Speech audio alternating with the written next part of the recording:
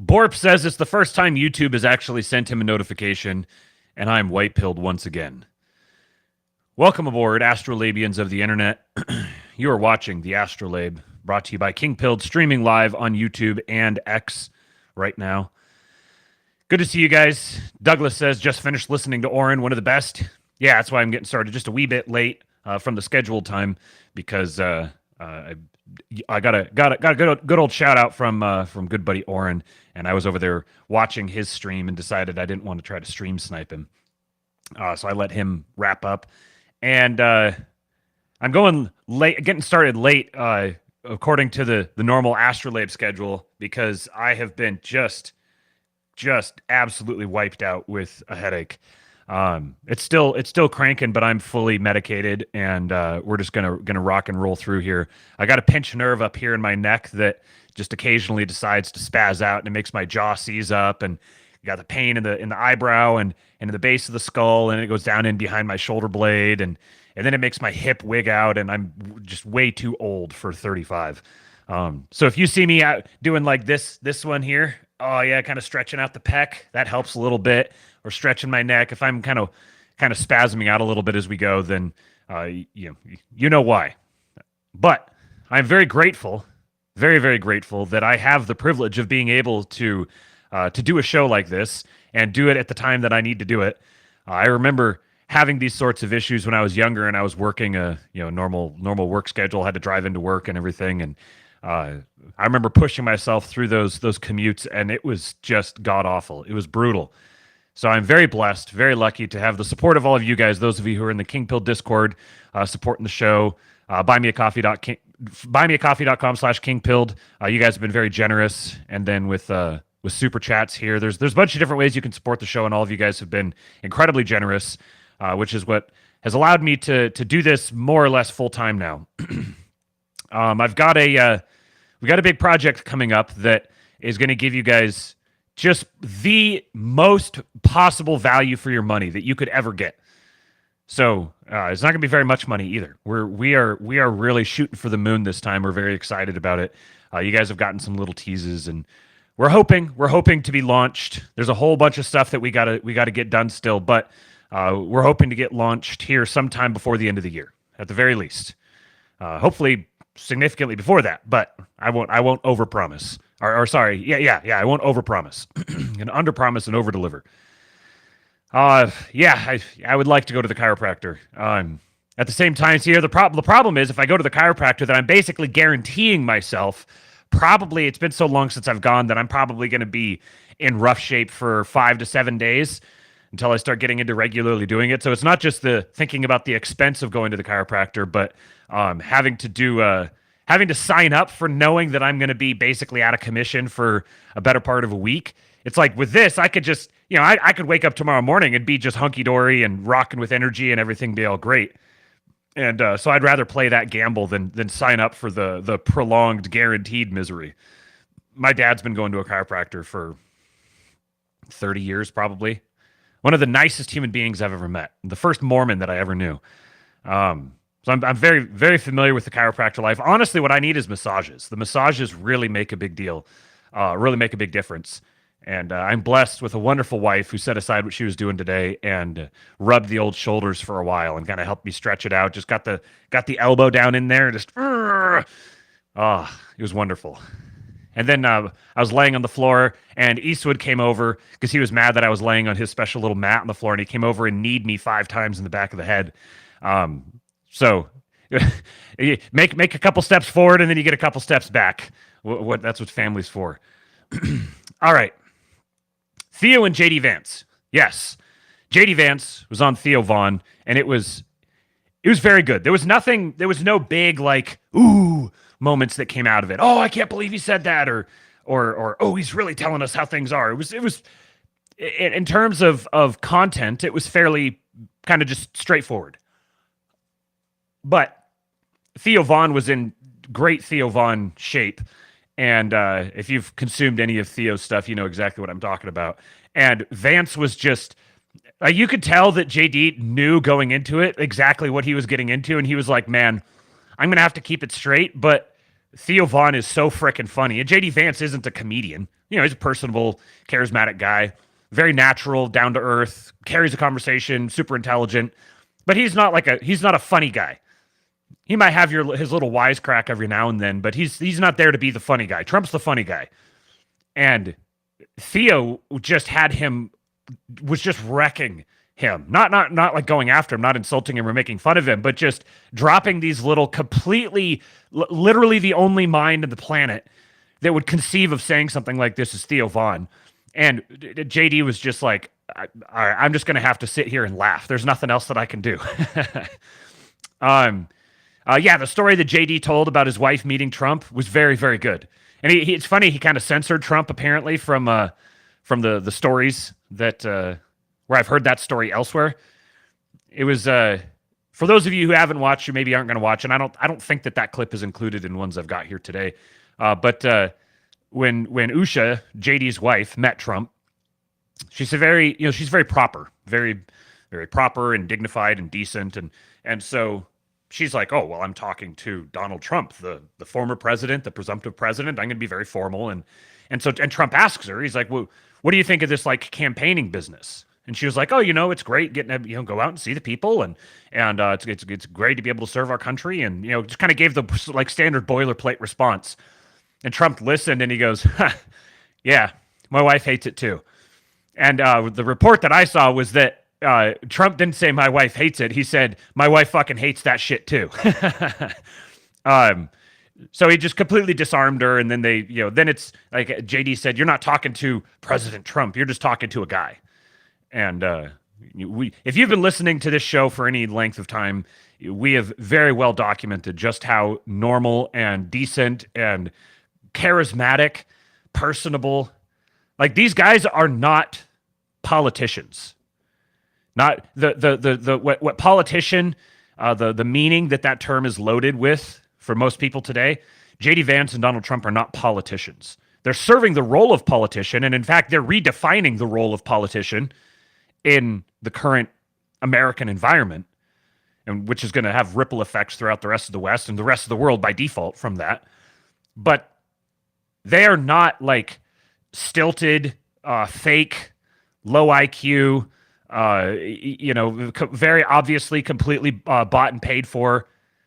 They're their own men. They're there doing what they're doing because they believe in it, because they sincerely want the best for America as a nation and for Americans specifically. And of course, they're smart about it. Like they position themselves to personally benefit, and they will personally benefit, but they're also putting themselves at legitimate great risk. You might not have said this, like people might have said this 10 years ago or something, like, oh, it's actually kind of a risk for him to run for president. Think about the risks, that you could Oppo research, and it's really hard on your marriage and all that sort of. They got all that, but there's also the legitimate possibility that one of these shots is going to connect more than it has already. That's a very legitimate thing that they have to think about and consider. So the fact that they in particular are doing that, put together with the rest of their profile as human beings, you can't come away with, no matter how you might disagree with them on this thing or that thing politically or religiously or whatever, you can't possibly come away with, if you're an honest person, you can't possibly come away with with anything except the sense that these are genuinely good, decent, bold, courageous men. Anyways, I guess this is becoming a pattern. I start the ASTROLABE off by ranting on something that I didn't intend to rant on. So let's get us rocking and rolling here. This first one, I don't know. I genuinely am curious. What's this? Google Chrome is requesting to bypass the system private window picker and directly access your screen and audio. This will allow Google Chrome to record your screen and system audio, including personal or sensitive information that may be visible or audible. Allow for 1 month or open system settings. This is very interesting. I've never encountered this before. I mean, obviously that's what's happening. I've fully embraced and endorsed that. It is what it is. I don't think you have anything. There's no such thing as privacy. You don't have privacy. Trying to act as if you have privacy is just setting yourself up for failure. You could try to keep stuff private to whatever extent, but don't ever think that, oh, I'm private here. Or if I do this thing, then it's completely private and secure. You should just have the default assumption that nothing is private or secure and then operate from that premise. But this video here, I'm not sure if this is something that YouTube is going to flag. There's the possibility that they will, because this is very adjacent to some of the content that gets just straight up pulled off for V reasons. But we're going to give this a shot. Dr. Richard Harambe on Twitter says, how come when my guidance counselor was telling me about potential careers, rodent exploder wasn't an option? You guys are looking for some sort of side gig? You want to go have some fun? All right, guys, we got the Rodinator. We're going to shove it in the hole. Got the gas turned on, and it's going to pump inside. It's pumping propane and oxygen inside of the hole. Once it gets full enough, there's a little sparker. Ignite it, and it basically blows up the hole. But now this one's a little bit more special since I have a good idea of where this squirrel is at. I think he's right here. And if I pump it in a little bit heavier, I'm pretty sure that this squirrel is going to fly. At least that's my hope. I guess we'll find out, though. All right, boys. This is the moment we've all been waiting for. Safety first. It's always important. This one's for the boys. Let's get it. Kablamo! So I think it was subtle enough that that the whatever policing algorithm won't catch it, but this would be fun. This would be a fun freaking job. And if you've ever dealt with a wife or a mother whose yard is being torn up by moles or ground squirrels or what have you, or maybe a dad who carefully manicures his lawn and then he gets these little piles popping up in the middle of it, they will pay you a pretty penny to solve that problem for them. That doesn't involve having to like stick traps in or like fumigate out or whatever. Like if you could just go locate the dude and kablamo him out of the ground, solve the problem once and for all, hell yeah. This one here is an old video, 8 years ago, posted by ABC News. And this is interesting because I don't think ABC News would just post something like this. In like October of 2016, TDS wasn't a thing yet. This is a month before the election. There was no TDS. There was people who were like, oh, Trump is really bad and dangerous and scary. But you didn't have the outright complete derangement. This is pre-Russiagate. This is shortly after the grab him by the pussy comment, which is what really started. That's when sentiment really started turning hard against him with the manufactured media narrative. This is interesting, seeing a not just like a sympathetic, but a really positive thing that really humanizes him being posted by ABC News, and they still have it up. So Trump invites toddler impersonator on stage at Pennsylvania rally. He's supposed to look like Donald Trump, but he's actually much too good looking. And I saw this because someone retweeted this person who pulled it up and said he realizes the kid is just repeating the last word he says, so he sets him up to say Trump. Historical moment in showmanship.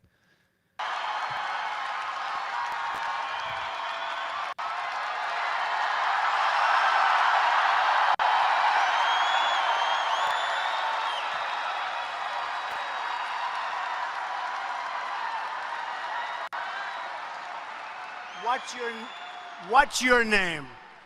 Name.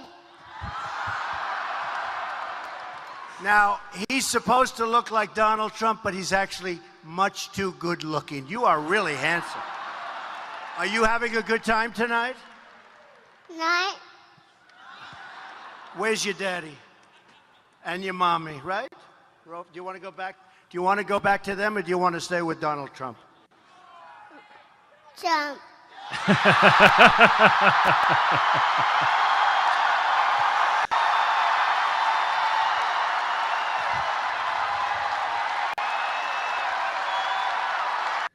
There's your wholesome slop for the day. There is the just make your heart feel good moment. Here's another one. It's from a week or so ago. Trump was on with Fox and Friends taking questions from the viewers. This answer is just so good. Mr. President, we got a fun one. But we'll fix it. We got a 6-year-old from Massachusetts, and he wants to know about your favorite animal. Let's watch. Mr. President, my name is Briar. I'm 6 years old. I live live on a farm in Massachusetts. What's your favorite farm animal? Favorite farm animal? What's the animal? Well, this guy come up with a city.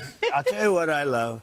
I love cows. But if we go with Kamala, you won't have any cows anymore because you're not allowed. I don't want to ruin this kid's day. I love cows. I think they're so cute and so beautiful and so productive. But according to Kamala, who's a radical left lunatic, you will not have any cows anymore. So we have to vote her out. If you like cows, you have to vote. I don't. If you vote for Kamala, you're not going to have cows anymore. Do you love cows? Vote for Trump. Shout out to Jason Miranchuk in the chat. Miranchuk now. This is a great opportunity to mention that this evening we are going to be having part 2 in our series on Trump being installed. I tweeted this out just a little bit ago. I said, you've heard Miranchuk now predict that Trump is being installed. In a conversation a couple weeks ago, we broke down why he thinks that. If you haven't watched that yet, I don't know what you're doing. Tonight at 9 p.m. Eastern, he will return to King Pilled for part 2 in this series. We'll find out if he's more or less confident in his prophecy, plus how we can predict what's to come based on a proper understanding of the spirits of the prodigal and vengeful sons. So we got part 2. This is going to be a members-only stream here on YouTube. You can sign up, become one of the King Pilled for only $5 a month. That'll give you early access to this stream, be able to watch it live, ask questions, comment, etc., etc. That's one way you can watch it. The other thing you can do is you can join the King Pill Discord. King Pill Discord server at kingpill.com. I set up a private Telegram group there that you can only access through the King Pill Discord. And I will live stream it there as well. So that way, if you're a King Pill Discord member, you don't have to pay for their YouTube membership as well. That's our little workaround for now. So kingpill.com, sign up for that. And then join us for that live stream tonight at 9 p.m. Eastern, 8 p.m. Central. I have to make sure that I don't show up at 9 p.m. Central or we'll have a problem. Another reason why you should join the King Pill Discord is because you can get access to the Axios Training Club from Axios Fitness Coaching. The current moment we live in is one that prioritizes the inverse of whatever makes men strong, healthy, and capable. The soy boy phenomenon, you might call it. The quality of our food continues to decline. Plastics construct everything around us, and the virtues of beauty and grace, beauty and strength are continuously denigrated by spiteful mutants. You hate bioleninism? We must reject bioleninism. To sustain ourselves, we have to take a pathway of action that cultivates and revitalizes our spirit. Return to being builders of culture instead of consumers of a cheap synthetic excuse for life. Producers versus consumers. Are you a producer? Do you have a producer mindset? Or are you just a consumer? Are you passively allowing the culture around you to mold and form you? Are you the vessel, or are you the thing contained within the vessel? We are called to be the vessel. That pathway will require an adoption of physical discipline, and this is what Axios Fitness Coaching seeks to help bring about. Axios Fitness Coaching is a premium resource for holistic strength and conditioning services. Axios offers standalone training programs as well as individual coaching options should your needs require a more specific approach. For example, if you have back problems, or you've got an old shoulder injury, or knee problems, or something like that. If there's some sort of physical thing that's been holding you back, and you're like, oh no, I just kind of have to identify as being a little broken and just can't function at my peak potential. I'm just getting old. If that's you, then you need some one-on-one personal consultation. And you can get a program that is designed for you specifically to adapt to and accommodate the fact that you might be operating with a short straw in some sense. Axios is best known for the training club, an exclusive community that prioritizes accountability, technique, diet, and nutrition. Everything you need to take action against the decay of modernity. If you're not growing, you're dying. By joining the club, you get access to over 20 different programs that can be personally tailored to your strength levels, available equipment, and injury history.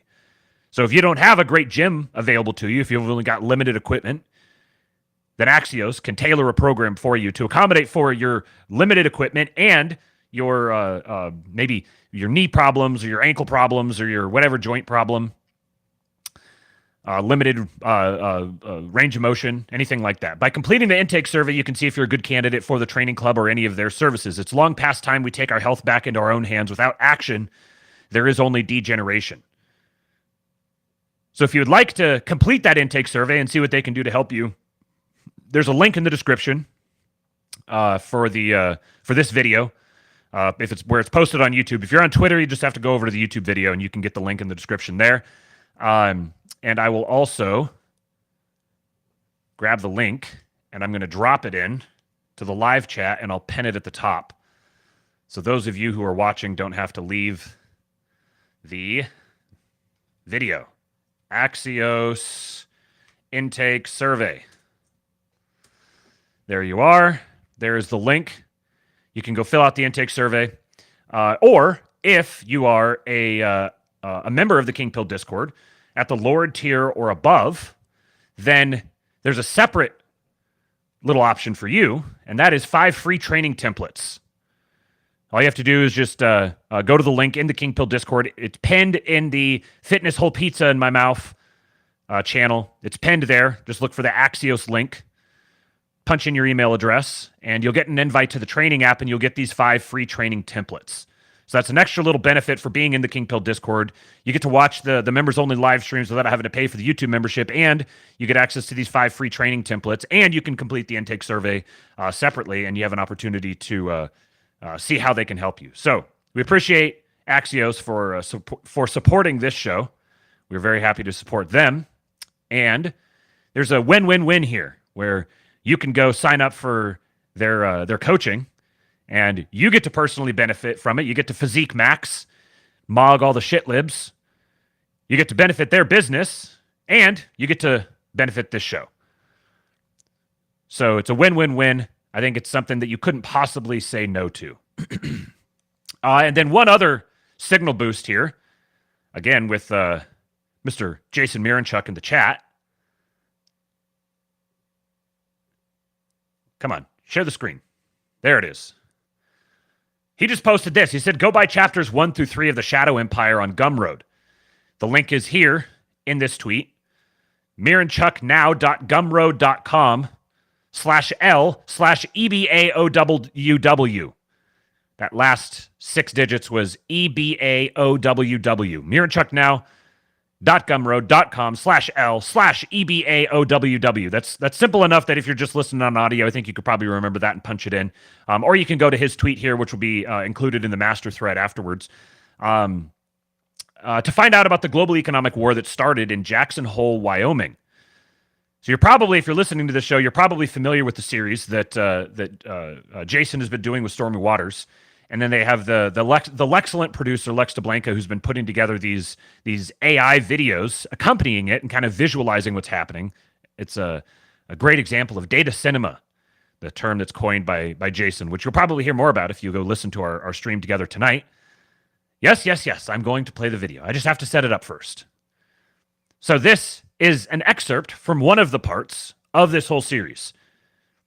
This is profoundly important knowledge for you to have. As they've talked about, this is kind of like being able to see COVID coming beforehand. Like in 2019, if you knew that 2020 was going to go the way it would, like if you had concrete knowledge that was going to happen, or even if you had an inkling that was going to happen, not just, bad stuff's going to happen, but the specific type of bad stuff and the way it was going to affect specific industries, the way it was going to ripple out culturally, the way it's going to completely redefine an age. If you knew that was coming ahead of time, you could have positioned yourself to minimize its impact on you and take advantage of the opportunities that it presented. That's what this is. That's what you get if you go to Jason's Gumroad. That's what you're getting access to, is a sneak peek into what's coming. So let's watch this video for a little teaser. The declaration of war really started at Jackson Hole.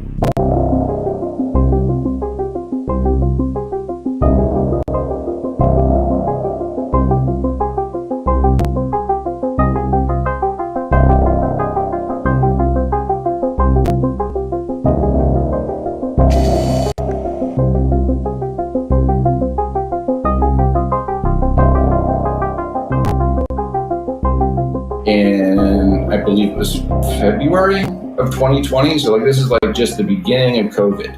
And BlackRock rolls out this lovely document, which is they're in partnership with the IMF, Global Central Bank Digital Currency System.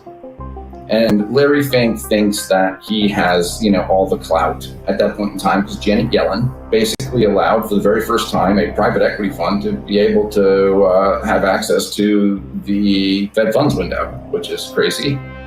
And also Janet Yellen said that BlackRock is also in charge of the distribution of all COVID relief funds, which I also find very interesting. But anyways, Larry Fink thought he had some clout. And I got to pause this to say real quick, Larry Fink has been a big boogeyman around our little corners of the internet for a while. And it's not that he isn't an evil person or a person. Maybe I don't know the man personally. I can't say he's an evil person.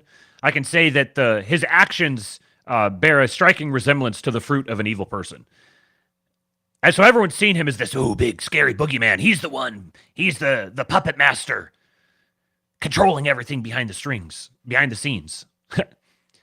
But as it turns out, some puppet masters have puppet masters themselves. And Larry Fink is one of those. He is a puppet master of sorts, but his power is very contingent. It's limited. He's able to affect a lot of damage with the power that he uses, controlling, normie boomers and just anyone with a retirement account or a pension by controlling their votes and weaponizing all the public companies, being able to hire and fire board members and CEOs. That's a lot of power to have. But it's a contingent power. He is not the big boogeyman. There is no big boogeyman. There's no one man that you're going to identify as, see, that's the absolute pinnacle. All of the puppet masters have puppet masters. Which is why attributing all this to some vast conspiracy localized to one small particular group is it's midwit geopolitics analysis. There are lots of little tiny groups that are all manipulating and weaponizing each other. Sometimes they cooperate, sometimes they don't. But as long as power exists, there's always going to be competition for that power. This is the age-old, this is the human experience and its essence. Every time the power gets more and more localized, there's more and more competition for it, so it gets more and more diffuse. And we just keep cycling through this process. So, what Stormy's laying out here is what happened when Larry Fink got a little too big for his britches. He got his chain yanked. He basically came there to Jackson Hole and was like, yeah, this is what everyone's going to be doing. Everybody's going to get on board with that. And Jamie Dimon David Solomon said, no, this is not what we're going to be doing. This is a terrible idea. And Larry Fink, however, was in a much more precarious position than he realized he was, because all of that debt that he is sitting on, because that's the majority of what BlackRock's holdings are. I could go into details, but I don't think it's really particularly important. But if one were to yank the interest rate lever and crank that interest rate lever to max, then all of a sudden Larry Fink has got a big, huge problem. And all of those assets he's sitting on now become liabilities, particularly the real estate holdings. BlackRock is sitting on a whole bunch of, we'll say like 13 trillion in assets under management. So it's not theirs. They're just managing them. They don't own those assets. But that is being held up by roughly $40-50 billion worth of shareholder equity. A good way to put that is like that's an elephant on stilts. All right, I got 14 trillion on top being held up by 40 billion on the bottom. So there is your teaser. Again, go to miranchuknow.gumroad.com/L/EBAOWW.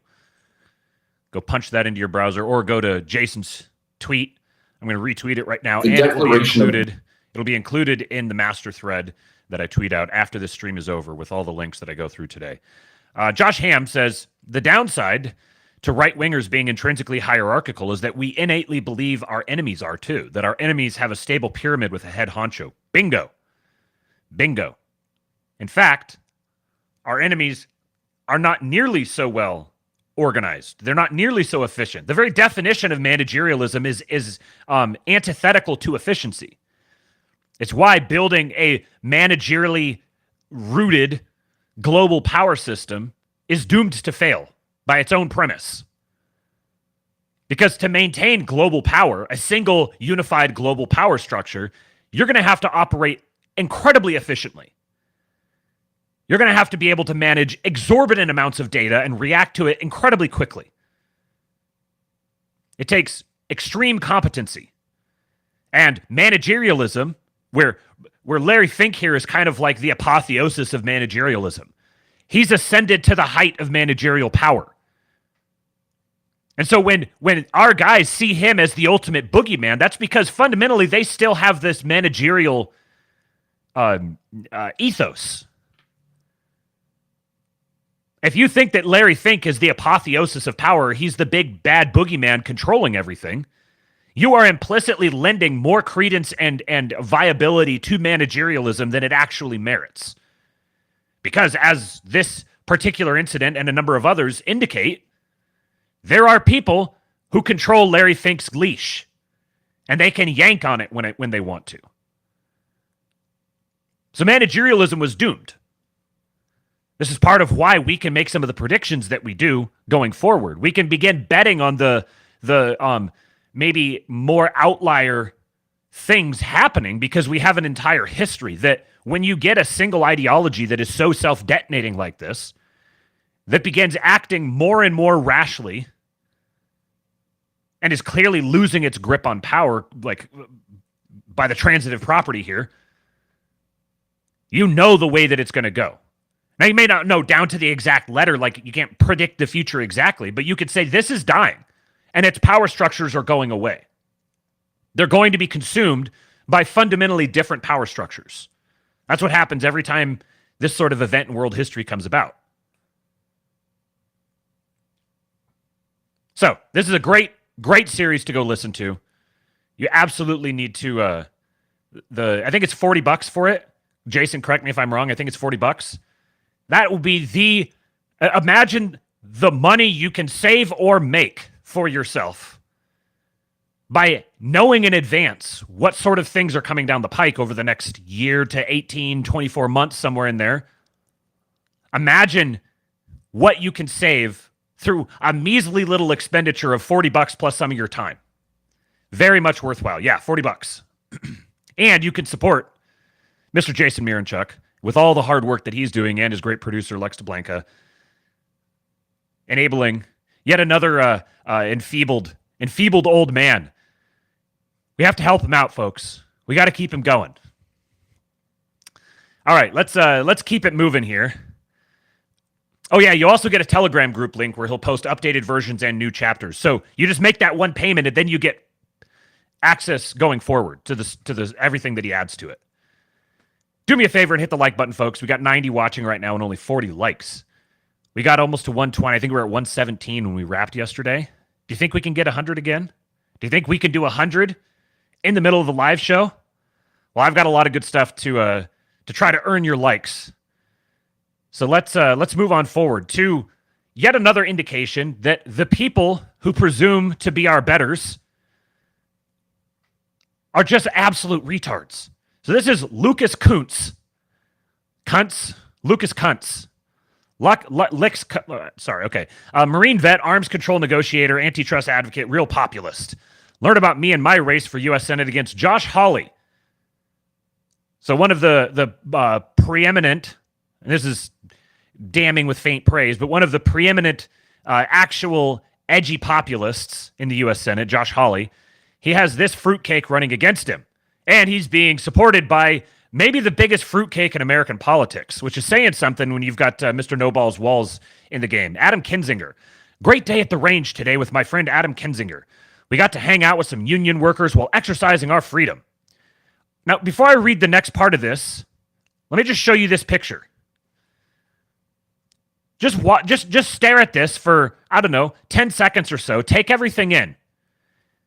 And see how many red flags you can see.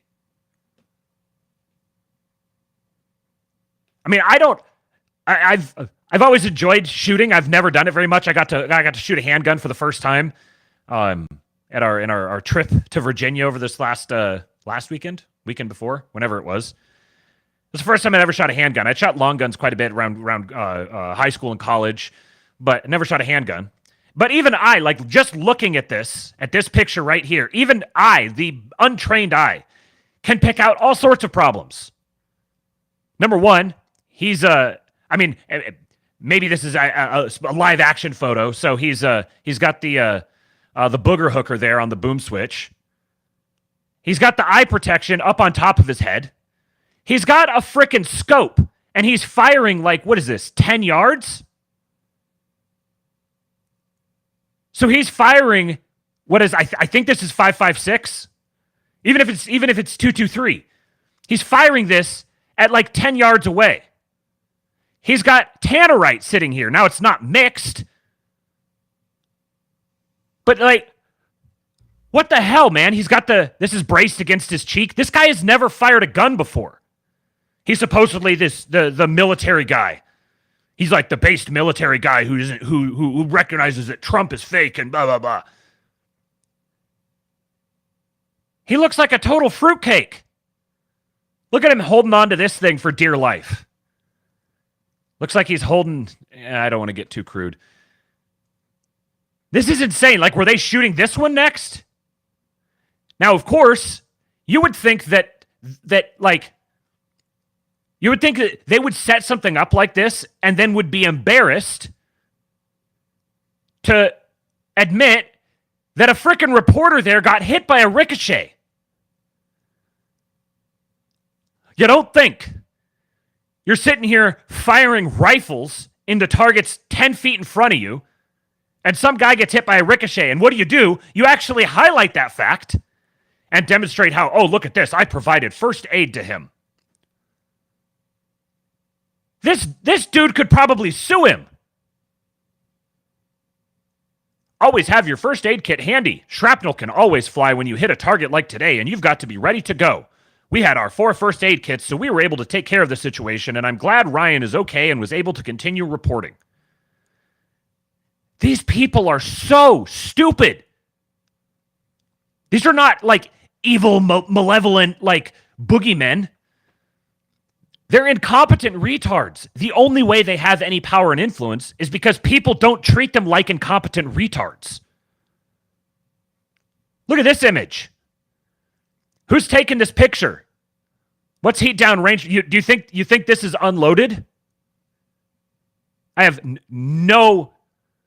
there's no way you're going to convince me that they actually are practicing any sort of proper firearm safety with everything else that's going on. Sean Davis, you could have killed someone today, you freaking moron. What kind of brain-dead idiot shoots steel inside 10 yards with a rifle? Great day at the range. Bro, you literally shot someone. And he's framing him, he's an arms control negotiator.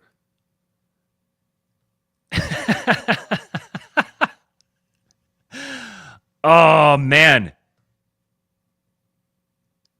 These guys are... They're dangerous, again, in the same way that a toddler with a chainsaw is dangerous. All right, now brace yourselves. The cringe has only just begun. I'm going to make you guys sit through this. I'm going to make you sit through not just this one, but another one and another one. I'm really earning the likes today. 47 likes. Got 103 watching. Get those like buttons up, folks. You guys are going to be subjected to a mountain of cringe now. Now notice my palms are sweaty, knees weak, arms are heavy, vomit on my sweater already, mom's spaghetti. I'm nervous, but on the surface I look calm and ready to drop bombs, but I keep on forgetting.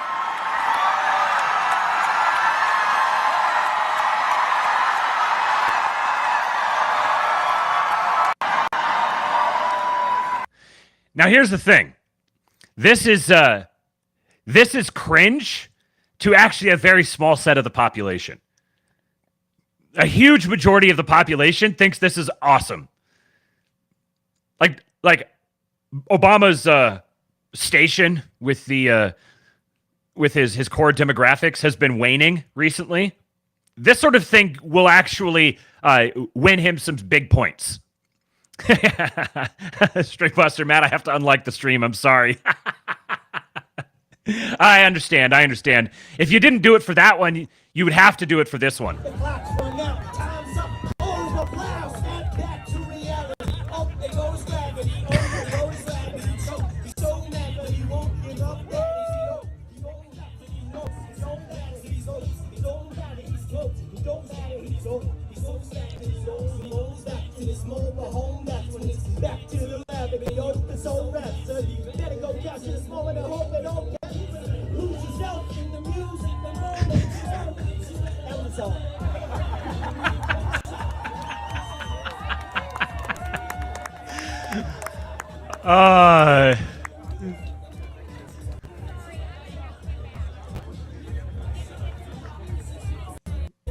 The last one will be widely seen as not cringe by most people. This will widely be seen as cringe by all people.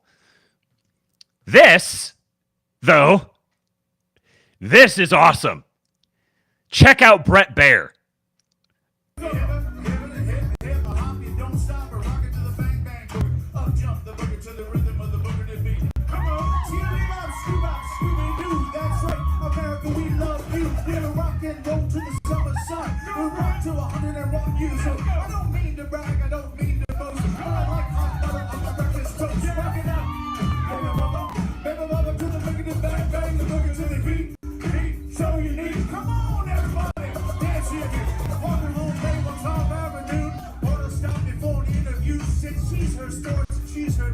They're Christmas trees.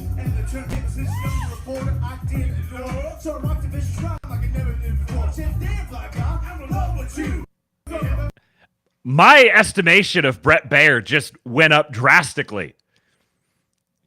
I've always, he's just a Fox host. He's just whatever, the lukewarm cuck kind of. But man, the guy knows how to party. He's got the garish Christmas suit on, dropping bars. And I don't care how you feel about rap.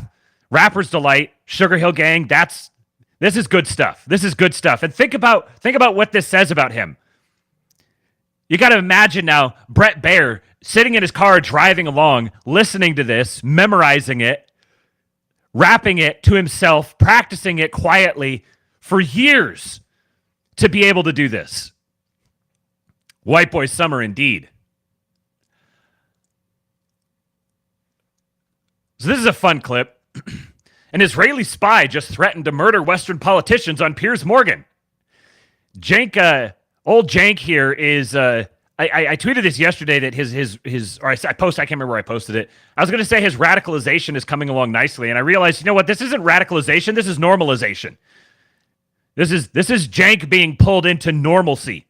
Now, I don't have high hopes for him. I'm not saying that Cenk is somehow suddenly based, but, yeah, watch his face.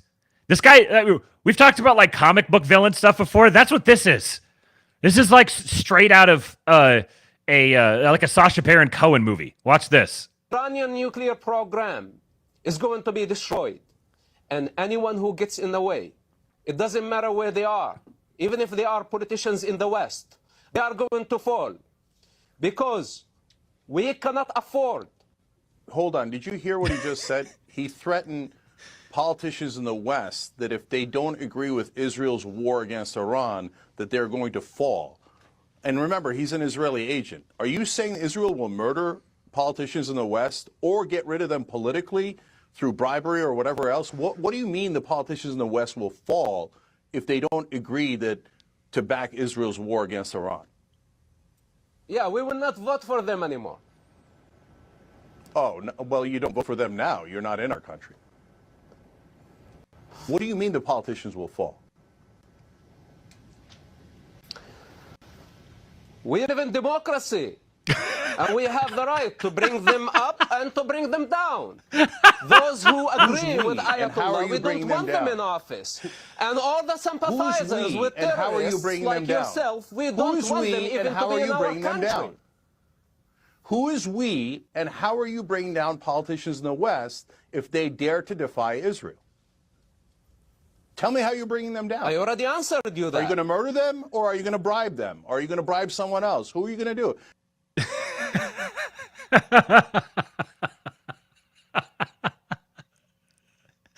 How does this possibly happen? How do you get Borat showing up on an interview with Piers Morgan and Cenk? We are going to bring them down. Wait, how are you going to do that? And he's just like,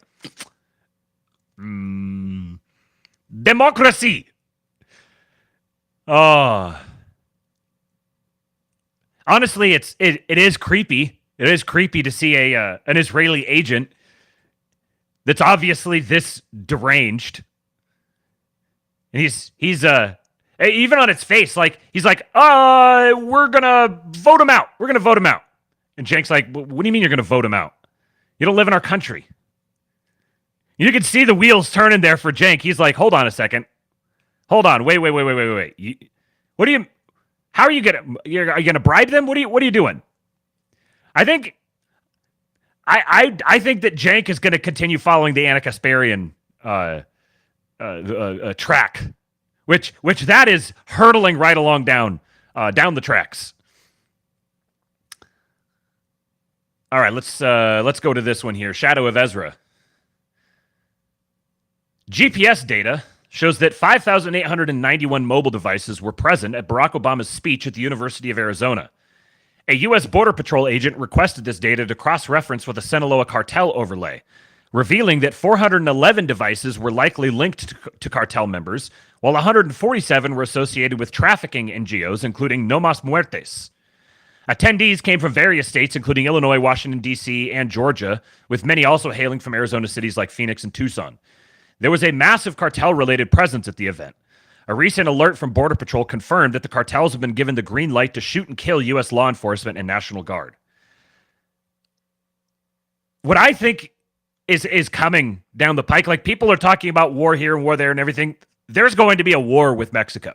Mexico is being used more and more explicitly as a proxy to engage in open hostilities with the United States. If I was to put my money on a point of conflict, a point of hot conflict breaking out under a Trump administration for the next 4 years, the one I would be most confident in is Mexico. I don't think it's a coincidence that the new Mexico prime minister is who she is. The way she got into power was very interesting. And then there's been a number of different stories. I've shared a couple of them on here, I think, about how the cartels are going after American supply chains. I had one story in the stack that I had to drop out because I've still got 3 more windows. This is the end of the first window. I've still got 3 more windows here. But I dropped one out, but it talked about how there's basically like a modern day like stagecoach robbing bands going around just waylaying American trains. The losses are up some absurd number. I can't remember what it was. Maybe I'll throw it in for the next show. But there's if you have a power block coming in that's focused on establishing American sovereignty over its own territory and its own currency, and onshoring a whole bunch of manufacturing and industry and improving energy policy and trying to go for this rapid upscaling of American industry, then you can't have supply chains getting waylaid by robbers. That just can't happen. So there's going to be an American military presence deployed within the homeland to go after this sort of thing. There's going to be American military deployed in the homeland in the next presidential administration, no matter who it is. That's a sober pill to swallow. But on a lighter note, let's watch some JD Vance. Someone made a master clip of all the different times, or most of the times in this show that Theo had Vance rolling. So we'll watch this one first, and then there's a couple specific ones I want to highlight as well. You can't even do cocaine in this country anymore, you know? And that seems like a crazy thing to say. And Don't say that. Don't say that. But I said it. But yeah. But don't say that anymore. The last one I went to, somebody selling a fucking boat at one of them. Exactly. We're like, you can't, dude. We're trying to get off of drugs, dude. And yeah, and some guys started bidding on the boat. I'm like, and they had made him take it outside. Yeah, because outside issues or whatever. Dude, I was in a meeting. Some guy had a fish hook stuck in his freaking cheek, dude. Oh, really? Yeah. Wow. Yeah. Wow. Dude, yeah. Man. But he had 2 weeks clean. Yeah. He'd either had a really bad night or a really good night. Both. Yeah, who knows what happened? God dang, it's just like, all right, dude. Catch and release, brother. Catch and release. He probably tried to come across the border. And I only say that because we got a couple of Border Patrol agents on here, and so we've learned a good bit about it over the years. Okay, United States, Germany, Canada, Japan, Switzerland. I can't see that. Switzerland. Terrible. Yeah, Switzerland. Heard of that? Yeah. Comparable county average. You're screwing with me. Austria. Well, I think they misspelled it, dude. There's not that many zits in it. Weight loss kind of drug. Oh, it ended up having a black market. There was somebody selling it outside of a Vineyard Vines illegally or something over there outside of Charlottesville. Outside of Vineyard Vines. That breaks my heart. That's the perfect encapsulation. It breaks my heart, yeah. Vineyard Vines selling. She was a Kappa Delta. Somebody said she was a Kappa Delta. Oh, my God. But just that kind of stuff. It shakes me to my core, JD. Oh, that's dark shit, man. That's dark. That's darker than a lot of what goes on in politics. A Kappa Delta selling Ozempic black market outside of Vineyard Vines. I'm gonna have nightmares. They call it Fozempic. But I like worry. Okay, so America has a terrible obesity problem. Okay, and I'm not a doctor. I'm not telling you if your doctor tells you to take Ozempic, follow your doctor's advice, not what you're hearing from me on a podcast. Thick. I don't mind it a little, Wow. I'm not a big raisin guy. Yeah. You like raisins? Because I like grapes that have been through something. It's just who I am, But so yeah, I guess I do like it, I guess I like my grapes, nice and clean and I like grapes of wrath, which are basically raisins. Those are basically raisins. Skyline is good. Have you ever had Skyline? Skyline goes straight to the basement. I know that, brother. I'll tell you that, dude. I have had it. I respect it. Okay. I've had it at a wedding. God. I've had it at a wedding. She's like the hot John Daly. I know who you're talking about. Yeah, she's like the hot John Daly. Yeah. So John Daly doesn't really do it for you. He's a good dude though. Oh no, I like John, man. Definitely. Oh, if you need a ride in an ambulance, hang out with John. You'll get one in a heartbeat. And I'm just joking. I think it was Tiger But Woods. also, it's true. I've been at 2 places where John's been taken. One time, they came in looking for him. He went out there and was sitting in the shotgun. It's awesome. Everybody in politics has a vice that's much worse than alcoholism. Is the way that I put it. But we release the list. Seriously, we need to release the Epstein list. That raisins line, that was the one when I was listening to it, I had to pause it after that raisins line. Oh, I like my grapes who have been through something. Like literally one human being on the planet would possibly have that sentence leave his mouth. That could only come from the mind of Theo Von. The people who don't think Theo Von is funny, like, I don't understand you. Even there's so even if not the humor itself, but the presentation of it, or if you don't like the presentation, the actual quality of the jokes, the speed with which he comes up with them, how completely off the wall they are. Oh man. Here's another funny little sequence.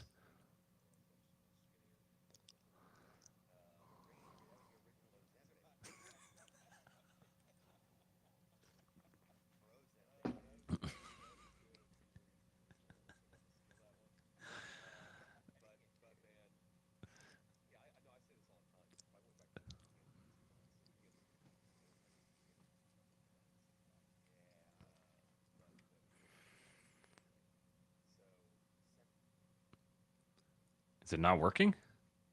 No audio. Hold on here. It shows me. Let me stop sharing. I see now the stream's caught up and I saw it wasn't on the screen, but it was on mine. I was sharing it on mine. Let's see. All right. Can you see this one here? Me, when I was much. Is there audio on it now? Audio is like 2%. Okay. Let's pull the volume up here. I wish there was a better way to control this. Maybe OBS can do this better. I probably need to move to OBS. I don't want to do this. I have so many new things I have to learn right now. I don't want to learn OBS, but maybe you have to. All right, you guys can hear it. Let's go. Let me speed it up here. Still got so much to do today. me when I was much skinnier, much better looking. Oh yeah, the Marines, dude. That was the original Ozempic. That's right. That's bro Ozempic. That is good. That is good. Marines, the original Ozempic. I'm gonna steal that one. But man, yeah, I know. I say this all the time, dude. If I went back to boot camp for 2 months, boot camp's 3 months. If I went back to boot camp for 2 months, I'd come out with a 6-pack. Yeah. But you know, I've anyway. So Semper Fat, dude. Sorry, that was stupid. And I don't even know if you can even joke about Semper Fi. And no offense to any Marines. Not at all. No, I'm sure no Marines took offense to, I've seen that. Yeah, we've done a lot of shows. Not a single Marine minds him saying Semper Fat. Military bases and stuff, and yeah. It's usually the Army's just waiting for the Marines to get there to tell them what to do. Yeah, that's right. That's right. I know the chain of command. Man. But yeah, anyway, when I was like, you could tell pretty early on in this that JD, like if you watch the whole thing all the way through, these clips aren't completely in order. You could tell that JD realized early on that he wasn't going to be able to, like, he was just in for the ride. It was just got to ride the tiger. Here's them talking about Trump's white dudes for Harris joke. And make sure, okay, yeah, that is the one that's up. Here we go. A very good way about him, and he breaks down those some barriers. Funny stuff, dude. That That Al Smith dinner the other night, that shit was Lord. good. Yeah, what was Tony Hinchcliffe helped him write that or not? I don't know. That's a good question, but I'll tell you, a lot of the stuff he just comes up with himself. I mean, the line where he was talking about, you know, white dudes for Kamala. Oh yeah. He was like, I forget exactly what he said, but something to the effect of, well, it's okay. Their wives and their wives' boyfriends are all voting for Trump. That shit was pretty crazy, dude. And like all good jokes, there's like an element of truth to it. My best was he rubbed on lucky Chuck Schumer right there. Huh? Squeeze a couple bucks out of the fucking insurance companies right there. A very good way about him, and he breaks down says those barriers. Some funny stuff, dude. That Al Smith dinner the other night, that shit was good.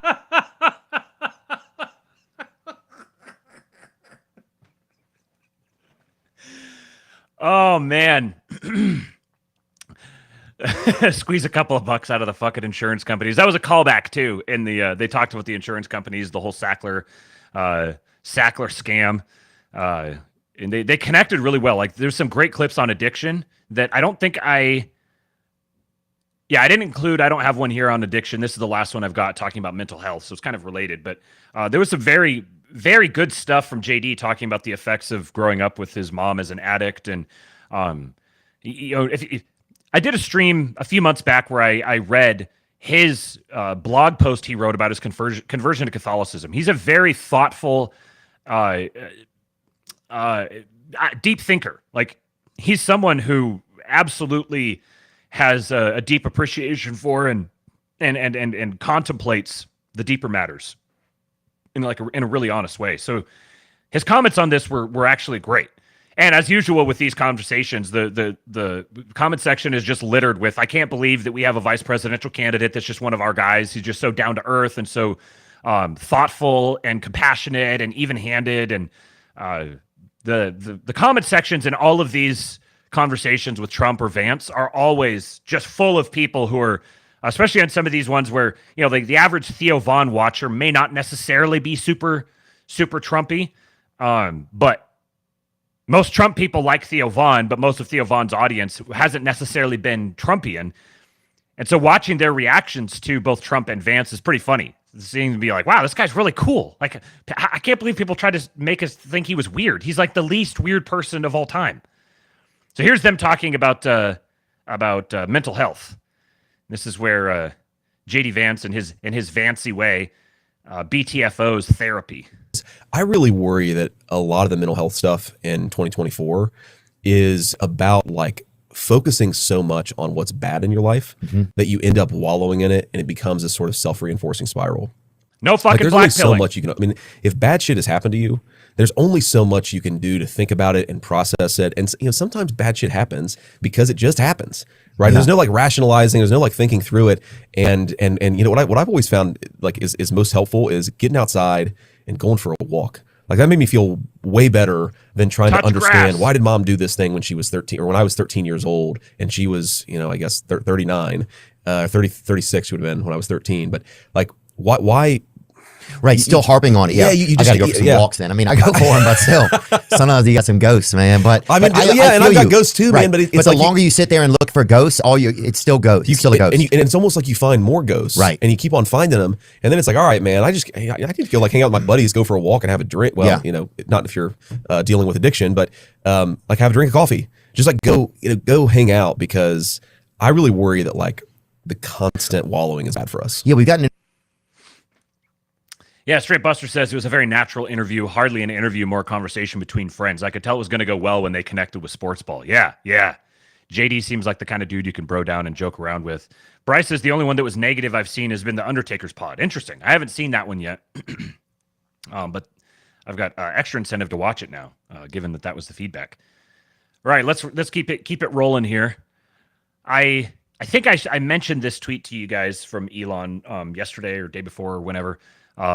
He said, "This is war." Now, this is quite a statement. Elon Musk says this is war.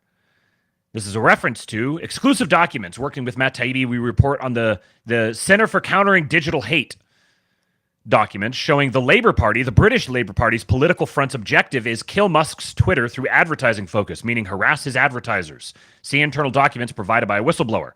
So I mentioned these on the show yesterday. And Elon says this is war. Now, this is one of several tweets he made about this yesterday. Kaneko the Great highlighted the situation. Leaked documents from the Center for Countering Digital Hate reveal their primary goal is to kill Musk's Twitter by targeting advertising and leveraging EU regulations. The British nonprofit organization hosted a private meeting with liberal groups opposing Musk's free speech platform, including representatives from the Biden White House, Representative Adam Schiff's office, the Biden-Harris State Department, and Media Matters for America. Elon says CCDH is a criminal organization. And once more, someone else is highlighting it, X-Daily News, and he retweets that and says, this violates U.S. criminal statutes against foreign interference in elections. We are going after CCDH and their donors. And their donors. This is war. We're going after the donors. We're not just going to be like, hey, this organization shouldn't exist anymore. No, they recognize this organization is an NGO of a front for these deeper donor interests. I just finished watching Oren McIntyre reading Yarvin's most recent essay, which I had bookmarked to read, and maybe I'll still do it, even though Oren beat me to it. But one of the things that Oren disagreed with Yarvin on, which is one of the things I was going to highlight that I disagreed with him on, is that Elon Musk doesn't understand the stakes of what he's getting into. He doesn't recognize that this is not just a matter of like returning to the Constitution or whatever.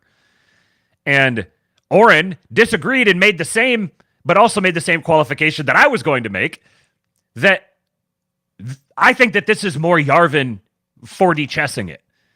Yarvin knows that if he writes something about Elon Musk being the effectively the potential dictator for King Trump, where you have King Trump who appoints a dictator for a time to go in and solve a problem.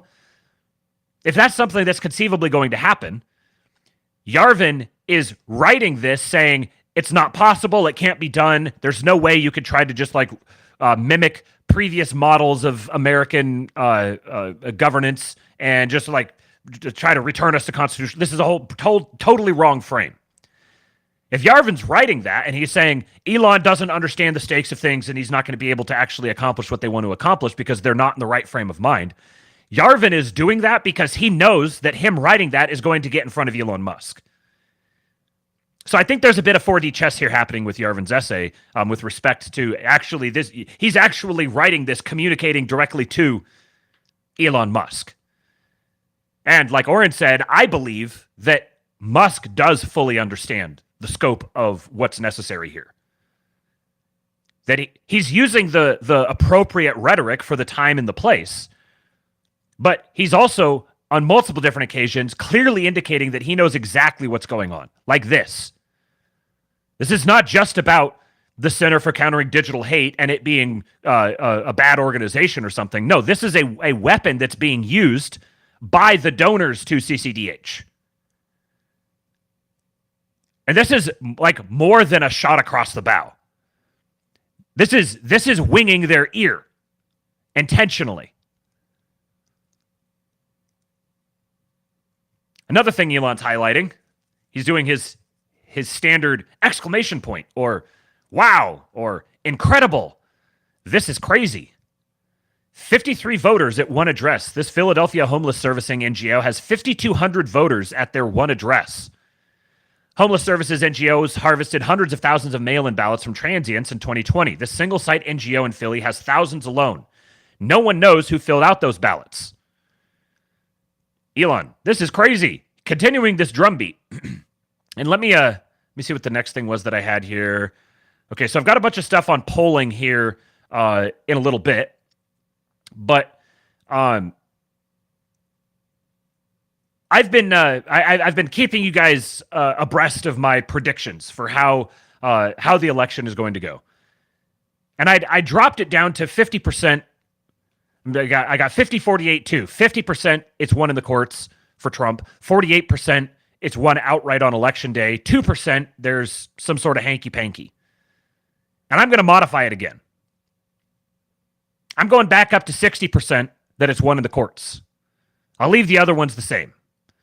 So 60% won in the courts, 38% won outright on election day, 2% hanky-panky.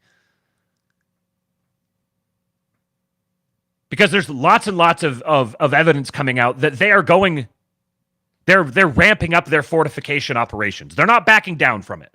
For a while, it looked like there's the possibility they may back down from it on some degree. But no, they're making a much worse move for themselves. They're escalating. There are going to be major fortification efforts. And a lot of people are just convinced, they're just going to fortify it. They're just going to just do it right in our face and nothing we can do about it. Ignoring the abundant evidence that there is massive infrastructure being built out. All the legal cases are being laid out. Everyone is talking about it. Elon is signal boosting these things all the time. This is not the behavior of people who are just going to roll over. So there's going to be a fight about it. There's not just going to be all just rolling over and letting them fortify. Yes, they're probably going to fortify. I think there's a good chance that the turnout is just so significant for Trump that the fortification job is just so transparently obvious that it just gets ignored. They just kind of bypass the whole thing. That would be the winning it outright. He wins by such margins that they're like, oh, wait, we have to get these votes come in. We have to count all these other ones. We have to take weeks and weeks to do it. Got some stuff on that here coming in a little bit. But people are like, yeah, whatever. Like, we're calling the race. You just get media organizations that just say, yeah, we're calling the race. Because, there's 300,000 votes that are outstanding. And if 99.7% of them break for Kamala Harris, then she's going to win. I think there's a legitimate possibility of that. That's why I'm putting it right now at about 38% that we get some sort of thing along those lines. But I'm putting it at a 60% right now that it turns into a legitimate knockdown, drag-out brawl. A legal brawl over the results of the election. And that's resolved somewhere between November 5 and January 20, maybe extending out into February, given all the different externalities that are thrown up because of it. But ultimately, I think there's way too much vested interest in maintaining the legitimacy or the appeared legitimacy of American elections and having a stable platform for governing going into the next years that are upcoming. And the steal is going to be so abundantly obvious that it will completely eliminate that legitimacy and erode the possibility of any sort of stability of government. That enough people are going to just fall in line. For their own self-interest, for their own greedy purposes, they're going to recognize the inevitability of Trump, and they're just going to fall in line in a similar way to what happened with Biden in 2020, where they just all at once, everything was kind of up in the air and everyone was kind of questioning it, and then all at once, everyone was just in lockstep and accepted it as the way it is. If you think about history rhyming, which is sort of one of the principles that kind of plays into me predicting these sort of things. Like what would be great on a movie? Because it kind of seems like reality keeps playing out almost as if it's a movie. Wouldn't it be fascinating if January 6, 2025 winds up being another date that lives in infamy for inverse reasons. Wouldn't it all be surprised? Patrick says, Matt, not that I'm disagreeing, but why install Trump if you're still going to cheat? Individual actors, contingency? Well, this comes down to what it means when we say install, Trump being installed. And this is something we're going to clarify in the conversation with Jason tonight. There's been, we've seen people who are taking this on and talking about it and discussing it. And one of the things, obviously when Jason says installed, when I repeat it, there's some element of clickbaitiness to that. Like we're doing it deliberately to be provocative. But I'll say, just to answer the question here, is that they is not a single monolith. So there are some people who are trying to fortify and trying to eliminate the possibility of Trump. And then there are other people who are counter-fortifying and promoting the possibility of Trump. And what seems evident to us is that that latter group has much more staying power than the former. That's among other things, but that's we'll get into more of that in the stream tonight. 9 p.m. Eastern, members only stream here on the channel. I'll be part 2 in the series with Jason Miranchuk talking about Trump being installed, and particularly talking about the spirits of the prodigal son and the vengeful son. So you can become a channel member for $5 a month.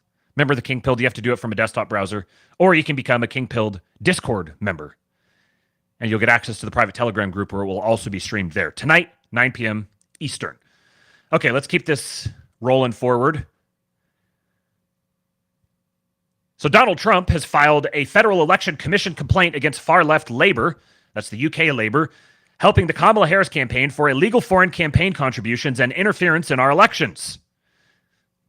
The British are coming. Trump-Vance campaign fights Kamala's foreign election interference scheme. When representatives of the British government previously sought to go door-to-door in America, it did not end well for them. The Trump-Vance campaign has filed a Federal Election Commission complaint against the Harris-Walz campaign and the Labour Party of the United Kingdom for illegal foreign campaign contributions and interference in our election. Trump-Vance campaign co-manager Susie Wiles stated, "In 2 weeks, Americans will once again reject the oppression of big government that we rejected in 1776. The flailing Harris-Walz campaign is seeking foreign influence to boost its radical message because they know they can't win the American people. President Trump will return strength to the White House and put America and our people first. The Harris campaign's acceptance and use of this illegal foreign assistance is just another feeble attempt in a long line of anti-American election interference." Close quote. The far-left Labour Party has inspired Kamala's dangerously liberal policies and rhetoric. In recent weeks, they've recruited and sent party members to campaign for Kamala in critical battleground states attempting to influence our election. Now, and this is what it's a reference to, Sophia Patel, of course it's a Patel, head of operations at the Labour Party, posted on LinkedIn and said, "I have nearly 100 Labour Party staff, current and former, going to the U.S. in the next few weeks, heading to North Carolina, Nevada, Pennsylvania, and Virginia. I have 10 spots available for anyone available to head to the battleground state of North Carolina. We will sort your housing. Email me on laborforkamala@gmail.com if you're interested." It's a shame that she put her email address out like this. It'd be a real shame if people, if she got signed up for a bunch of spam. This is just blatant. Like this is per se foreign interference in an election. This isn't the first time either in this election cycle. Remember them bringing Zelensky and flying him around and having him lobbying against Vance. This is just open, blatant foreign election interference. Now, there's two schools of thought on this. One says, oh, this is how confident and bold they are that they can just get away with it because they're so powerful. They're so almighty. Or this is how frickin' desperate they are. They need to recruit anybody who seems to know what they're doing. And there is deep-seated European interest in keeping Trump out. Now, why might that be? If you don't know the answer to that, that means you need to go to Gumroad and sign up for Jason's package with all of his conversations with Stormy Waters. Because if you've listened to those, then you know exactly why there is such vested European interest in trying to promote Kamala and trying to keep Trump out, because they recognize the significance of what a Trump-Vance election would mean in 2024, given the incoming sovereign debt collapse. We've said here at the show many times that we are not at the end of the American empire. The American empire has not yet begun. America has existed as a proxy for European interests. That European interest is a big euphemism. But what we're experiencing now is the collapse of European political power. because of the collapse of European economic power. And America is going to, for the first time over the next, who knows exactly how long it's going to be. My sense is that it's probably 50 to 100 years. Could be less than that. Could be 10 to 25. America is going to actually attain the big boy seat in global power dynamics, which is, you might think it's weird to suggest that America hasn't been there, but America has not been in control of its own destiny. The American identity, there hasn't even been an American identity. There's been a bunch of different American identities, but there is going to be a coalescence of the American identity, and with that will be America rising to the predominant power spot in global affairs, which you would characterize as an empire. It's probably going to be a different structure of governance. But America is going to be the preeminent power, and it's going to have absolute sovereignty over its own borders, its own currency, its own economic interests, which it has not had to this point. And what happens to Europe when that happens is Europe goes from big brother to little brother, from daddy to child. Obviously, there's a lot of European interests that don't want that. Quick little Gundo update. Those of you who know the Gundo deal, because we've talked about it here on this show, but there's a bit of a wink here. Some people might not see the significance in this, but we do. The astrolabians, our minds are astrolubed to see it. New Department of Defense initiative seeks to recruit top minds in Silicon Valley to become part-time officers in U.S. military. Huh. Isn't that interesting? I wonder why that might be. Might this portend what sort of military conflicts there are going to be in the future? Just a little something to pin in the back of your mind. Relatedly, in 2024, this is from AF Post, which of course means it's being posted rather cynically. In 2024, over 66% of Trump's campaign donations are from wealthy mega donors, a total reversal from 2020 and 2016 when small dollar donations constituted 74 and 83% of donations. When we say Trump is being installed, this is a sign for that. Small dollar donations constituted his campaign donations, 72% and 83% overall in 2020 and 2016. So you see this from 83% to 74% to 66%. Actually, it's actually 34% because it's the other way around. This is now 66% are from wealthy mega donors. The big money is moving behind Trump. There was another story that actually I should have plugged in here. Let me see if I've got... let me pull this up real quick. I meant to, and then I forgot to, but it's relevant here. And again, my Stormy appreciators out there will know the significance of this. Let me type in this search, because I tweet too much. And here it is.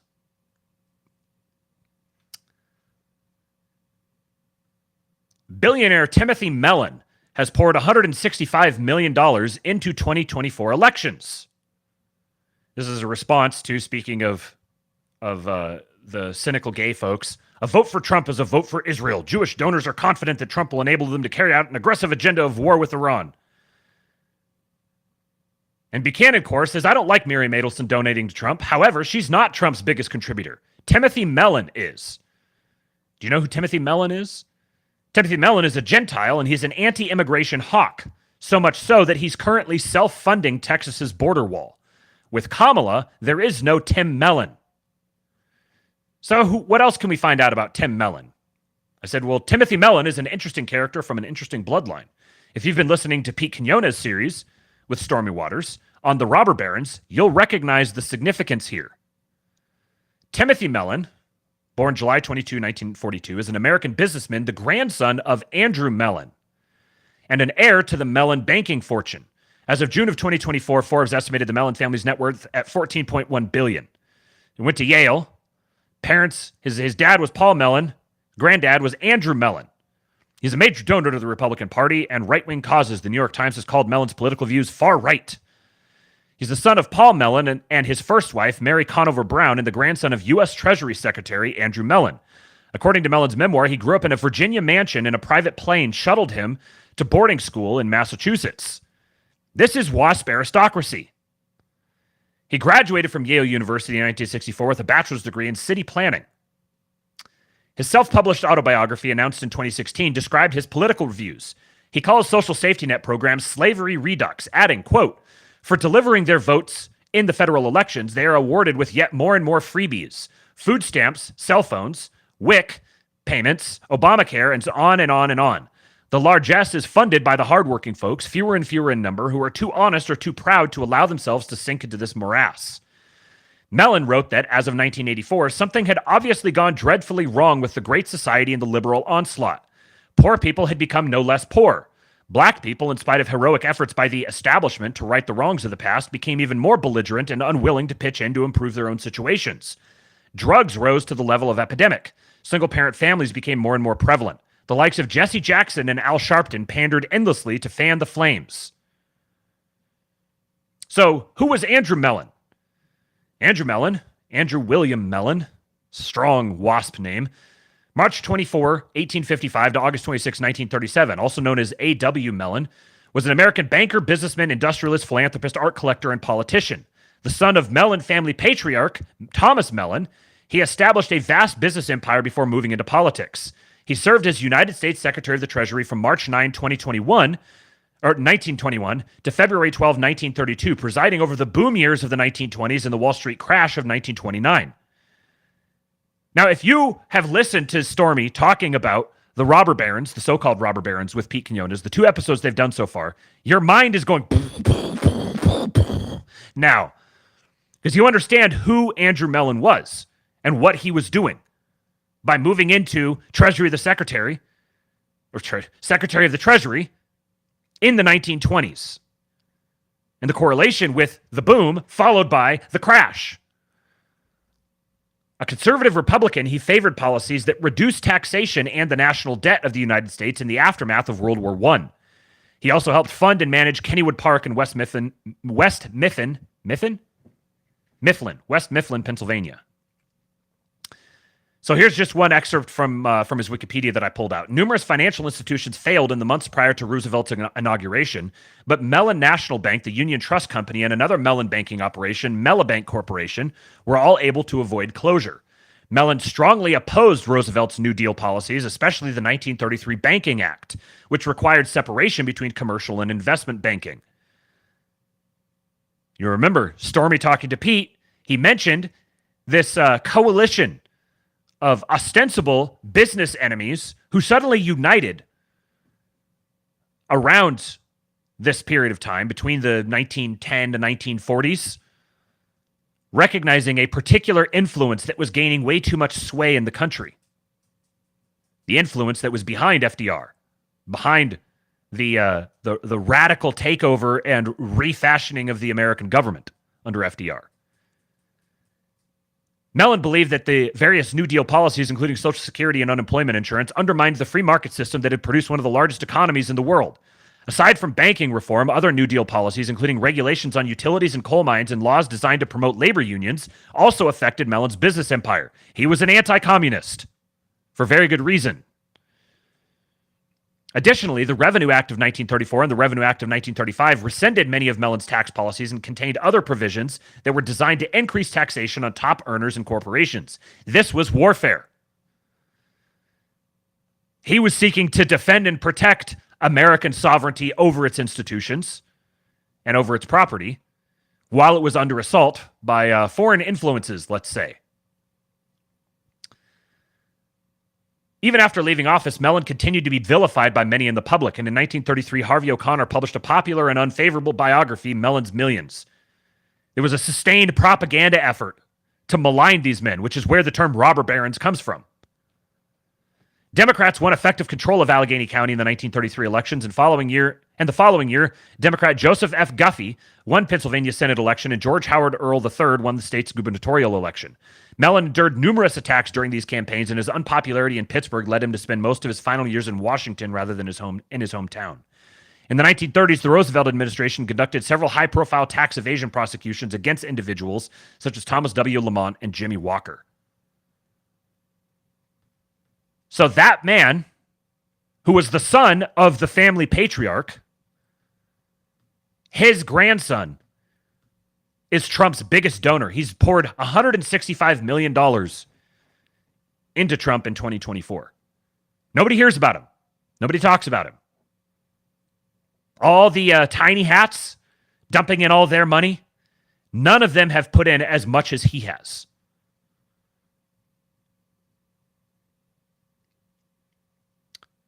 Speaking of wealthy individuals signaling Trump support, billionaire hedge fund manager Paul Tudor Jones told CNBC Tuesday, unless the government gets serious about cutting spending, the consequences will be dire. Let's open this up. Newsmax. Hedge fund manager, we are going to be broke. Billionaire hedge fund manager Paul Tudor Jones told CNBC Tuesday, unless the government gets serious about cutting spending, the consequences will be dire. Share the stream here. Jones, who runs Tudor Investment Corporation, said increased government spending could cause a sell-off in the bond market, leading to increased interest rates. Jones said that he will not own fixed income assets and will bet against the longer dated part of the bond market. The question is, after this election, will we have a Minsky moment here in the United States and U.S. debt markets, Jones said, referring to a term for dramatic decline in asset prices. There is going to be a sovereign debt collapse. All the signs are there. This is what he's concerned about, too. Jones said business deficits increased under both former President Donald Trump and President Joe Biden. He said he was concerned about inflation if Trump wins and said when it comes to budgeting, neither Trump nor Vice President Kamala Harris are suited for the job ahead of them. Jones said to reduce the deficit, the tax cuts passed in Trump's first term could expire and there could be a major reduction in the federal workforce. The federal deficit increased 8% to $1.8 trillion in 2024, according to the Treasury Department. This is, in my opinion, this is a yet another example of the powerful people who are coming out and they're not openly signaling Trump support. And he says, oh, they're both not equipped for it. Neither one of them is equipped. But he's not coming out guns blazing at Trump. He's coming out and saying, we're in deep doo-doo, which is by default a repudiation of the existing power structure.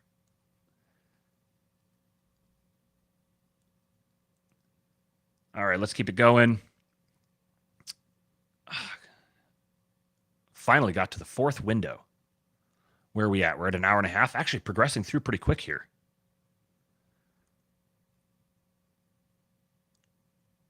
Vorpal Anvil says, the Stormy Pete streams are fascinating. Yeah, some of the best.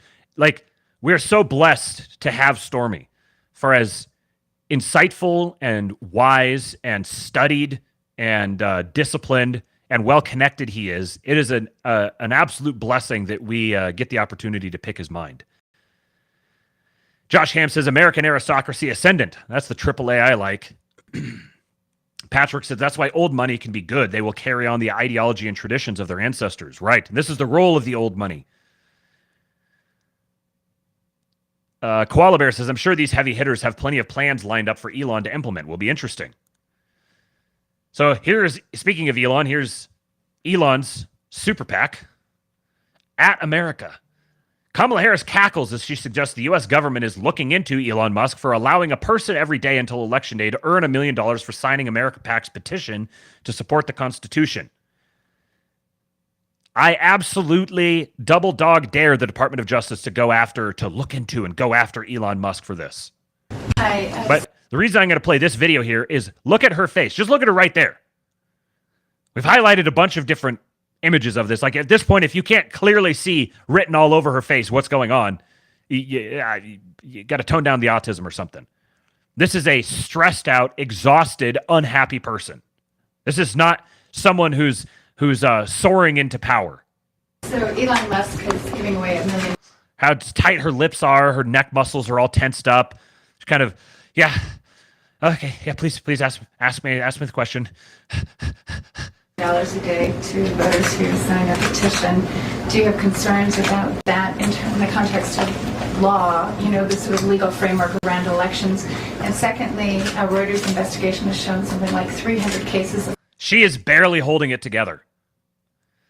Political violence already in the run-up to the election. Can you just address what can be done and what the federal government can do to push back against that? Well, on the first point, I think people are looking into that. On the second point... When you say people, do you mean the U.S. government? I mean, I hear that folks are looking into it just based on the stuff you all are reporting.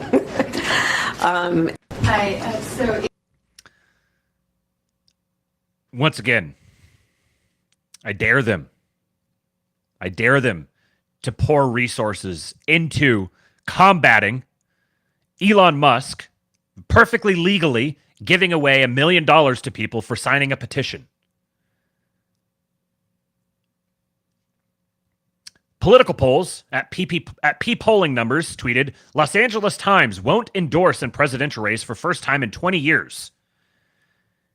David Sachs says LA Times is one of the most left-wing newspapers in Kamala's home state. It is refusing to endorse her. Massive signal.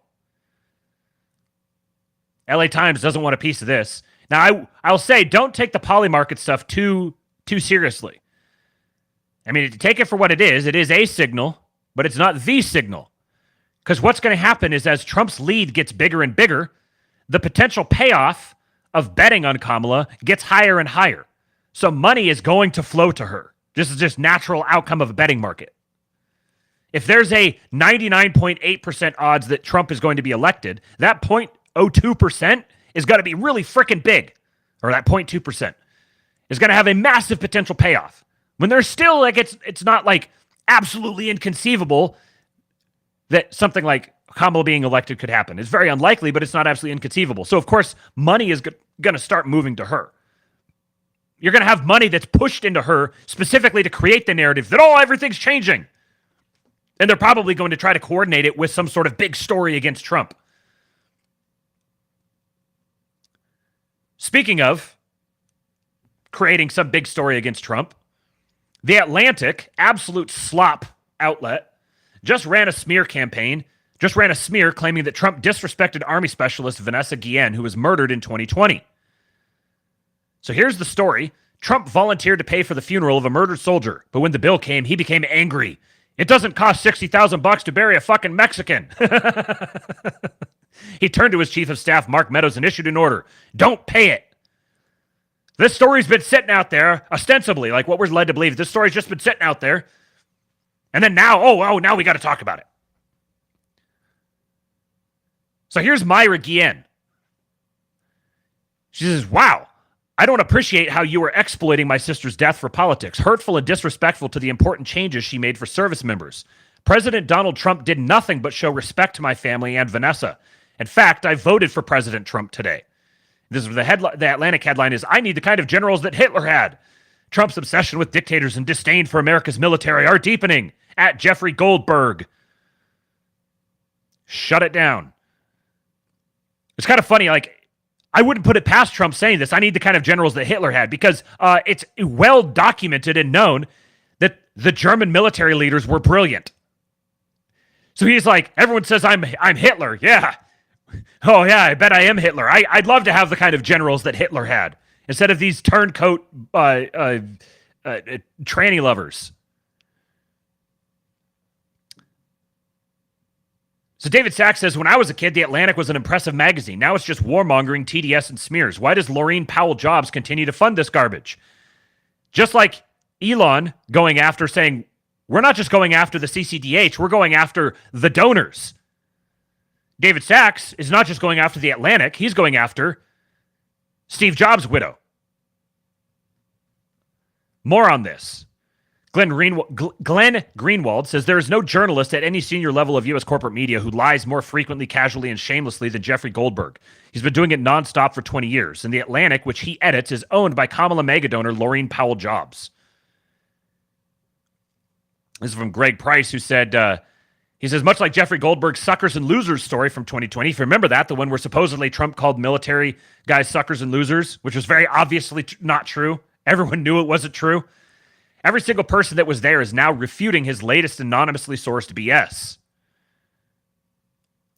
Theo Wold says, I was at President Trump's meeting with the Guillen family because I assisted with translation that day. President Trump was genuinely concerned about Vanessa Guillen and appalled by the tragedy the Guillen family were enduring. Her sister, Myra Guillen, was poised and confident in advocating for her sister then, and she's right again today. The Atlantic hit piece is a lie.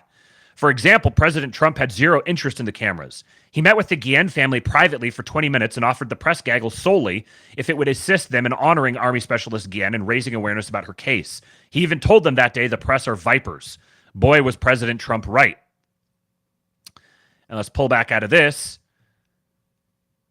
Literally not a single person mentioned in the story is saying that this is true. The soldier's sister, the family's lawyer, Mark Meadows, former Trump staffers who were there. Another Jeffrey Goldberg masterclass lying.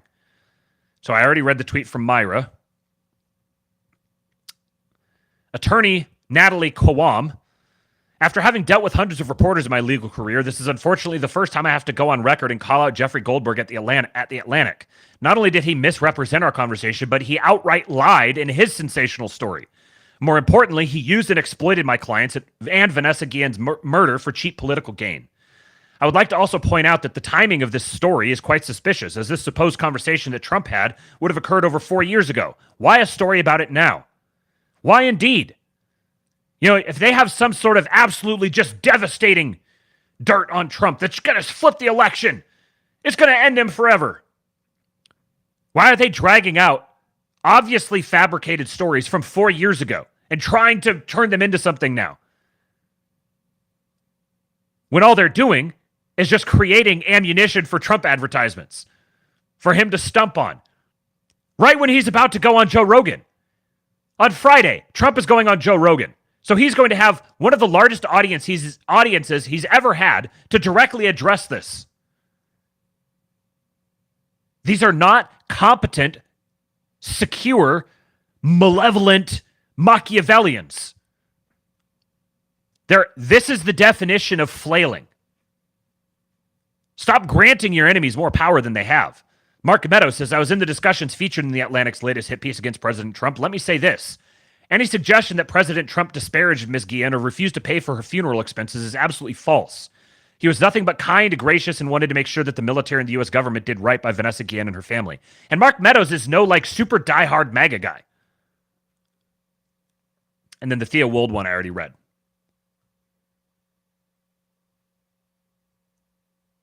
These are desperate stories being ginned up by desperate people because they recognize that they're losing.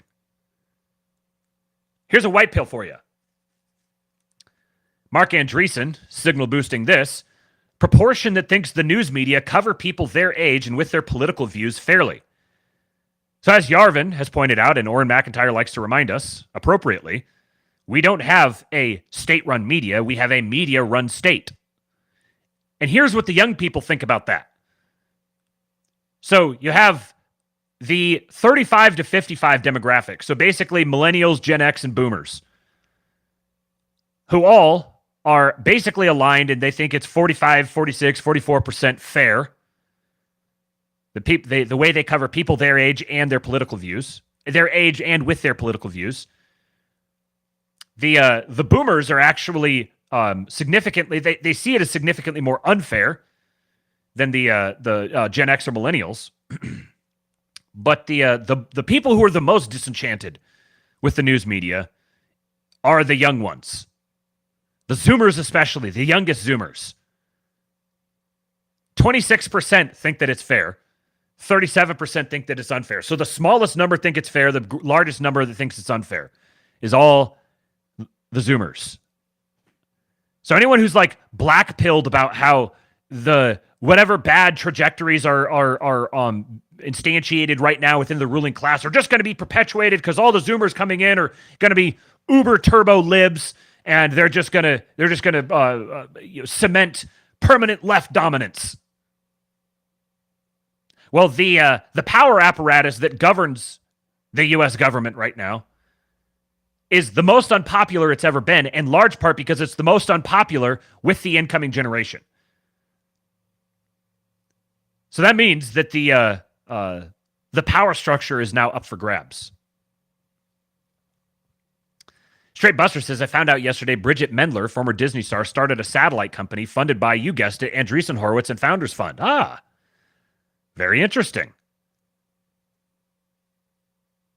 Miranchuk now. Jason says, because they're used to in-group protecting and signal boosting them, when that support is revoked, they are revealed. They are activating people's disgust reaction.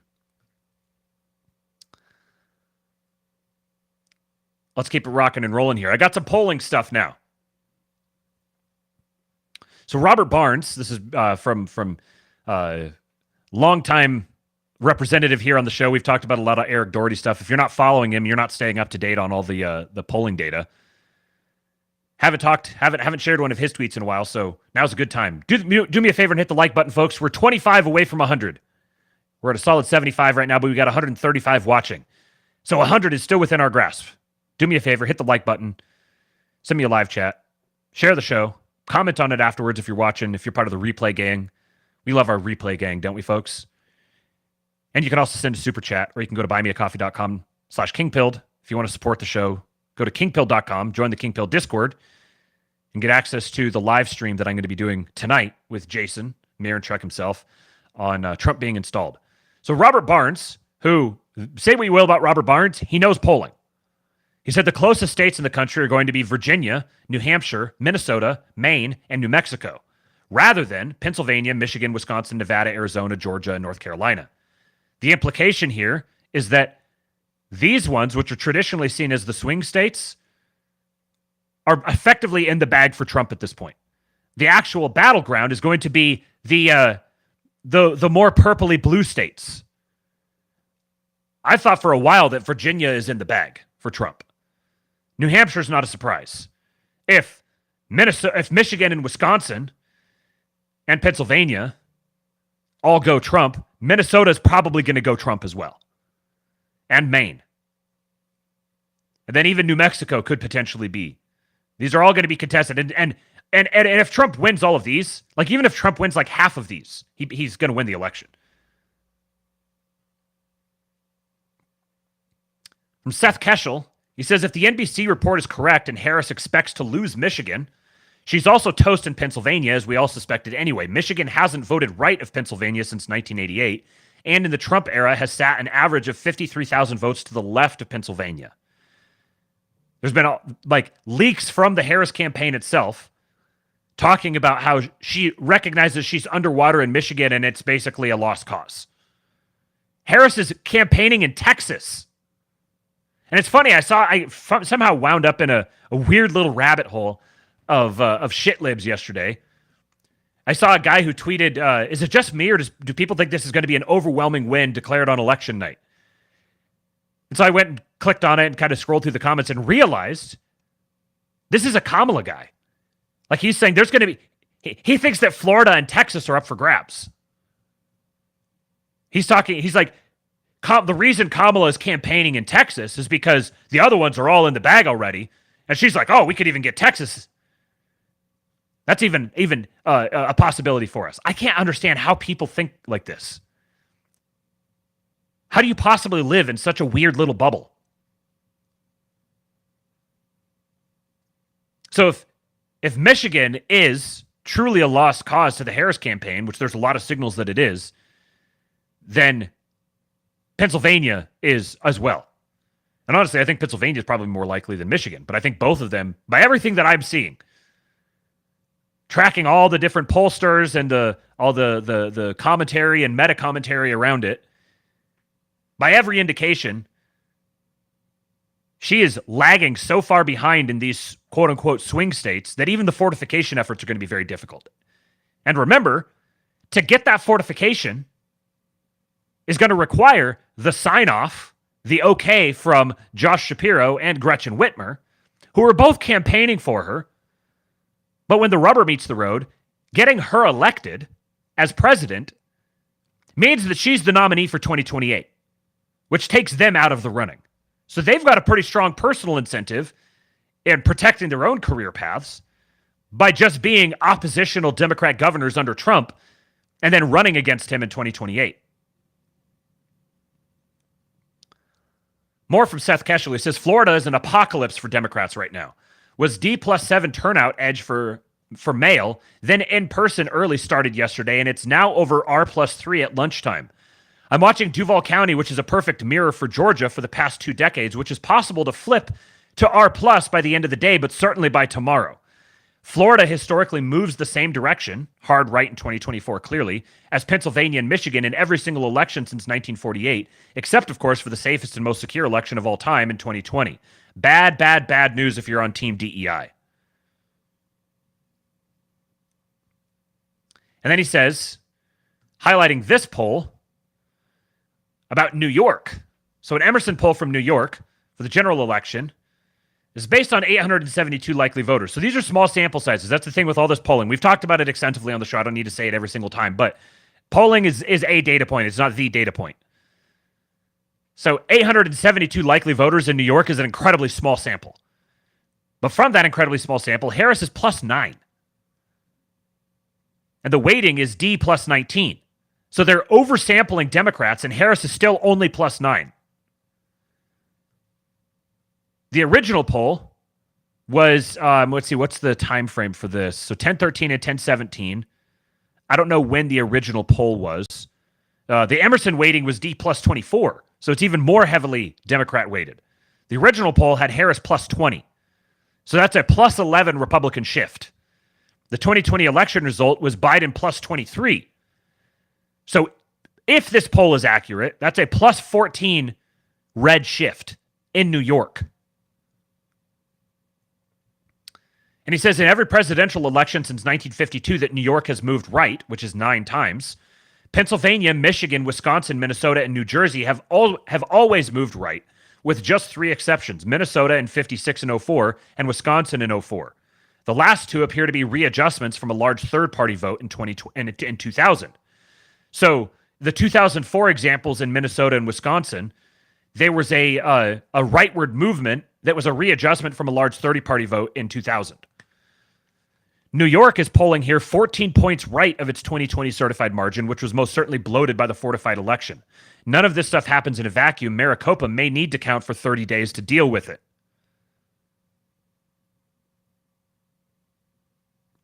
Got more on Maricopa County here in just a minute, but another tweet from Seth Keshel. Someone asked him, he said, "Hey, Cap, I've been thinking this morning about why Trump might be pushing the early voting this go around. One of the big ways we suspect the 2020 fraud happened was with the algorithm being able to real-time adapt and insert/flip votes coming in on Election Day. With a huge proportion of votes being cast ahead of Election Day for Trump this time, is this a way to work around that? This is the graphic that got me thinking, even though it's exaggerated." So what they did in 2020 and what they'll try to pull off in 2024. And he says the chess pieces to replicate 2020 are not in place as they were then. Mail volume is not only less Dem-friendly, it is far reduced in volume. Early voting has been a disaster, and minority urban Dems are not turning out at nearly the same rate, and it is redder all across the country. So across multiple different vectors, the fortification effort has become vastly more difficult to attain, which means it has to be a lot more blatant. It requires a lot more coordination. It requires a lot more media coverage. I mean, like, not just coverage, but like covering that for them. And it requires a lot more investment, as investors in the project are abandoning ship. He's saying, I'm not saying that it won't be attempted. What I'm saying is that if it is successful or not, it won't be the same halfback dive up the middle until they punch it in as last time, which is a great way of framing it. This is exactly how I feel about it. So Tuesday's early voting in Nevada shows GOP is blowing out D's in Nevada. Blowing out D's. Statewide, R's have outvoted D's by 13K, combined mail and in-person. In Clark County, the Democrat stronghold, D's have only outvoted R's by 5K. That's virtually nothing. It's not over, but D's are way behind. And this is Victor Jokes, assuming that's how he pronounces it. Jokes. Here's why R's lead in Nevada is sustainable. Short version. The lead comes from a sharp drop in D turnout. In 2020, through 4 days of early voting, Dems had turned out 43,000 in Clark for in-person voting. They barely trailed R's in person and blew them away in the mail. In 2024, our turnout is up just 6% for in-person voting in Clark, but D in-person turnout is under 30K, a drop of 45%. Put that together, and ours have netted 16K votes for in-person voting. D's are leading mail ballots, but they haven't turned in enough mail to build much of a lead. What this looks like is massively depressed voter enthusiasm on the Democratic side. Many of them just accepting the inevitability of Trump, or just being so disenfranchised by or disenchanted with the prospect of Kamala that they're just like, whatever, it's not even worth it.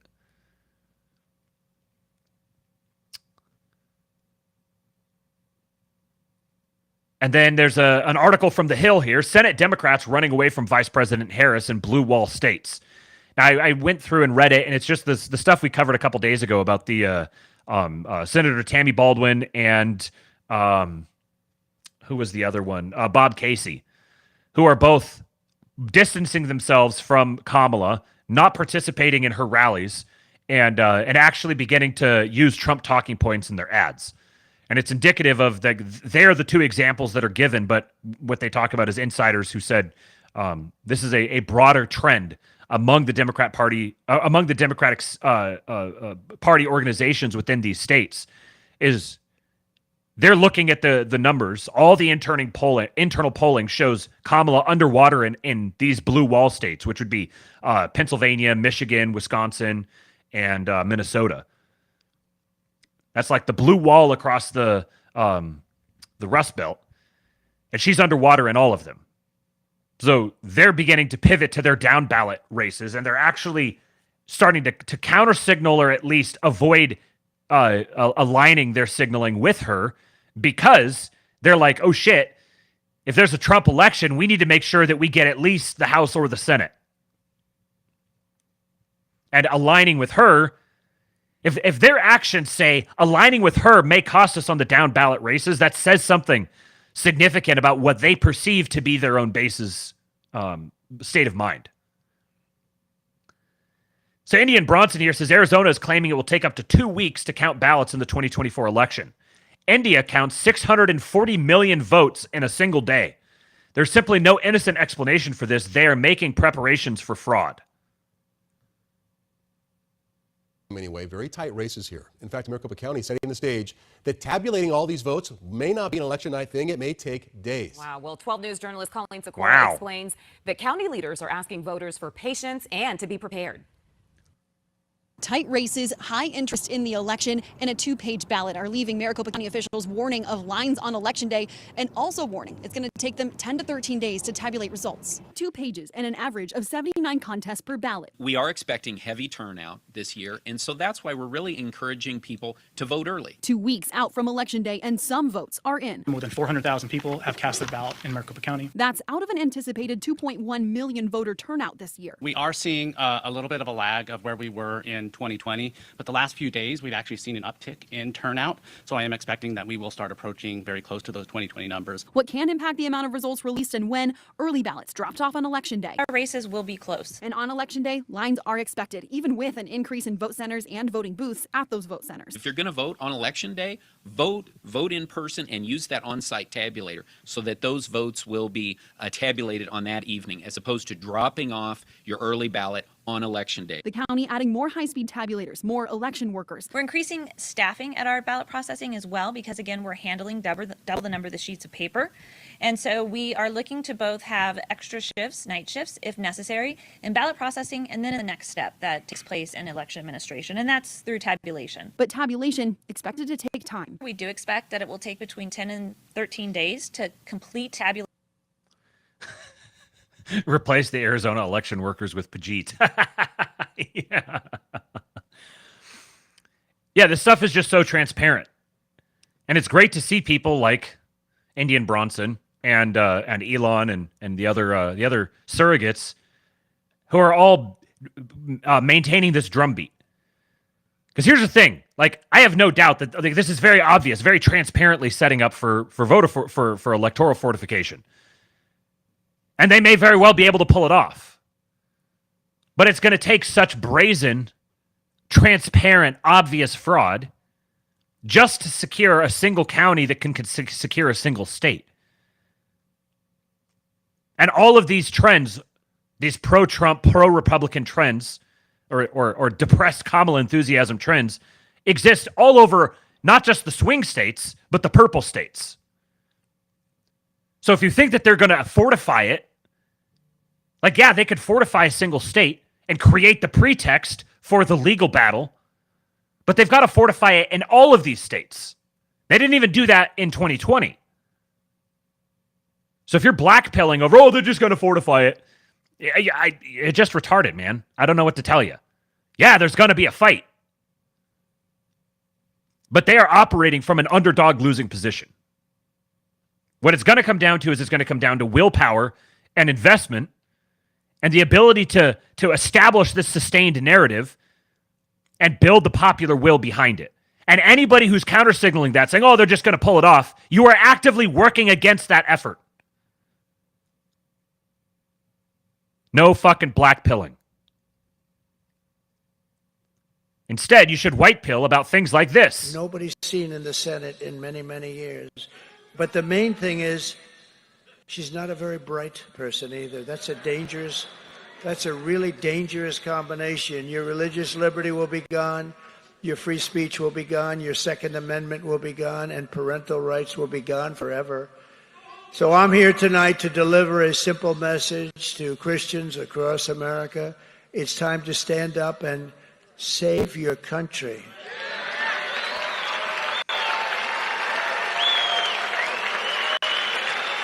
Nobody. From Todd Erzin at Dees Online, he says, like Constantine, he is opening a door for the church to take ground and dominate the cultural landscape. That may be beyond his understanding, but it shouldn't be beyond ours. Are we yet salt and light, or are we too comfortable to accept our calling? Onward, Christian soldiers. Hear, hear. This is tweet of the day right here. It may be beyond his understanding. He may not fully grasp what he's doing. But he is opening this door for the church. All right, last thing I got for you today is something very interesting from a fantastic poster, Powerful Mutual, Dissident Soaps. Someone said, infighting bores me. Tell me more about the soap. He says, we get 55-gallon drums of coconut oil shipped from Hawaii, then wrap them with heating bands designed to keep industrial petroleum products at the proper viscosity. This melts the coconut oil, making it easier to work with when producing liquid soap, bar soap, and deodorant. When they're empty, we take them to our brewer friend, who fills them with his spent grain, a waste product for him. The heat from that grain melts away any remaining coconut oil, and it's absorbed by the grain. We then take this to our rancher friends, who feed it to their cattle, who produce the beef tallow, a semi-waste product for them, used in our bar soaps. This leaves the 55-gallon drums pretty clean, and we have a list of local Christian youth associations that use them for fire barrels year-round. In the end, everyone gets soap, beer, and beef. This is frickin' cool. This is a civilization right here. This is civilizational behavior. It makes me want to start a soap brand just to do all this. Vorpal Anvil says, DS product is a little pricey, but legit. Pricey, but legit is my type of thing. I like it. He says it's not without its risks. And then he makes the meme, give it up, Talabros. You'll never get me with these IEDs. 15 years later, dang. We love our based Twitter brands, don't we, folks? Well, that's all I got for you in this stream. Be on the lookout for the master thread. Once I finish up here, I'll get that tweeted out so you can get all 4 windows worth of tabs that I went through today. I'll make another call out tonight, 9 p.m. Eastern. I'll be live here again on the channel, members only stream, with the absolute Chad, the Mirren Chad himself, the Goat Father, Jason Miranchuk, talking about why we believe Trump is being installed and what it means. Why it's not all good news. There's some cautionary tales contained in there, but there's a lot that we can learn about positioning ourselves to take advantage of this fact and being aware of the potential traps that will be laid for us. So come join us for that stream. You can watch it either if you're a YouTube channel member, $5 a month gets you to be a member of the King Pilled. Got to do it from a desktop browser. Can't do it from mobile. But you can get access to it that way, or go join the King Pilled Discord, where I'll be dropping the stream in the Telegram link for the King Pill Telegram group that you can only get for Discord members. You can watch us live. You can ask us questions. You can make fun of us. Any of the above. And then I will be back tomorrow for another episode of the ASTROLABE. Do me a favor and hit the like button. We're at 88. We need 12 more.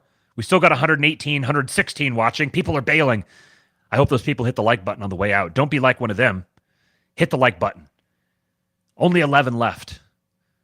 I'm going to give you Hulk on Twitter here. Extreme Prejudice. Oh, Extreme Prejudice. I see what it is.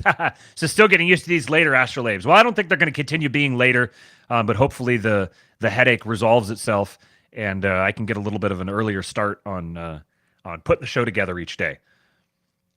But it will happen every day to the best of my ability. For now, I appreciate you guys. We're at 91. I'm going to give you a Hulk anyways. Well, we get $1 million for liking. If I had $1 million to give you for hitting the like button, I would give you $1 million. I give you guys Hulk. Hit the like button, and I'll see you tomorrow. They're my hero. And they tried to kill the next president of the United States. Enough was enough. And I said, let Trumpomania run wild, brother. Let Trumpomania rule again. Let Trumpomania make America great again.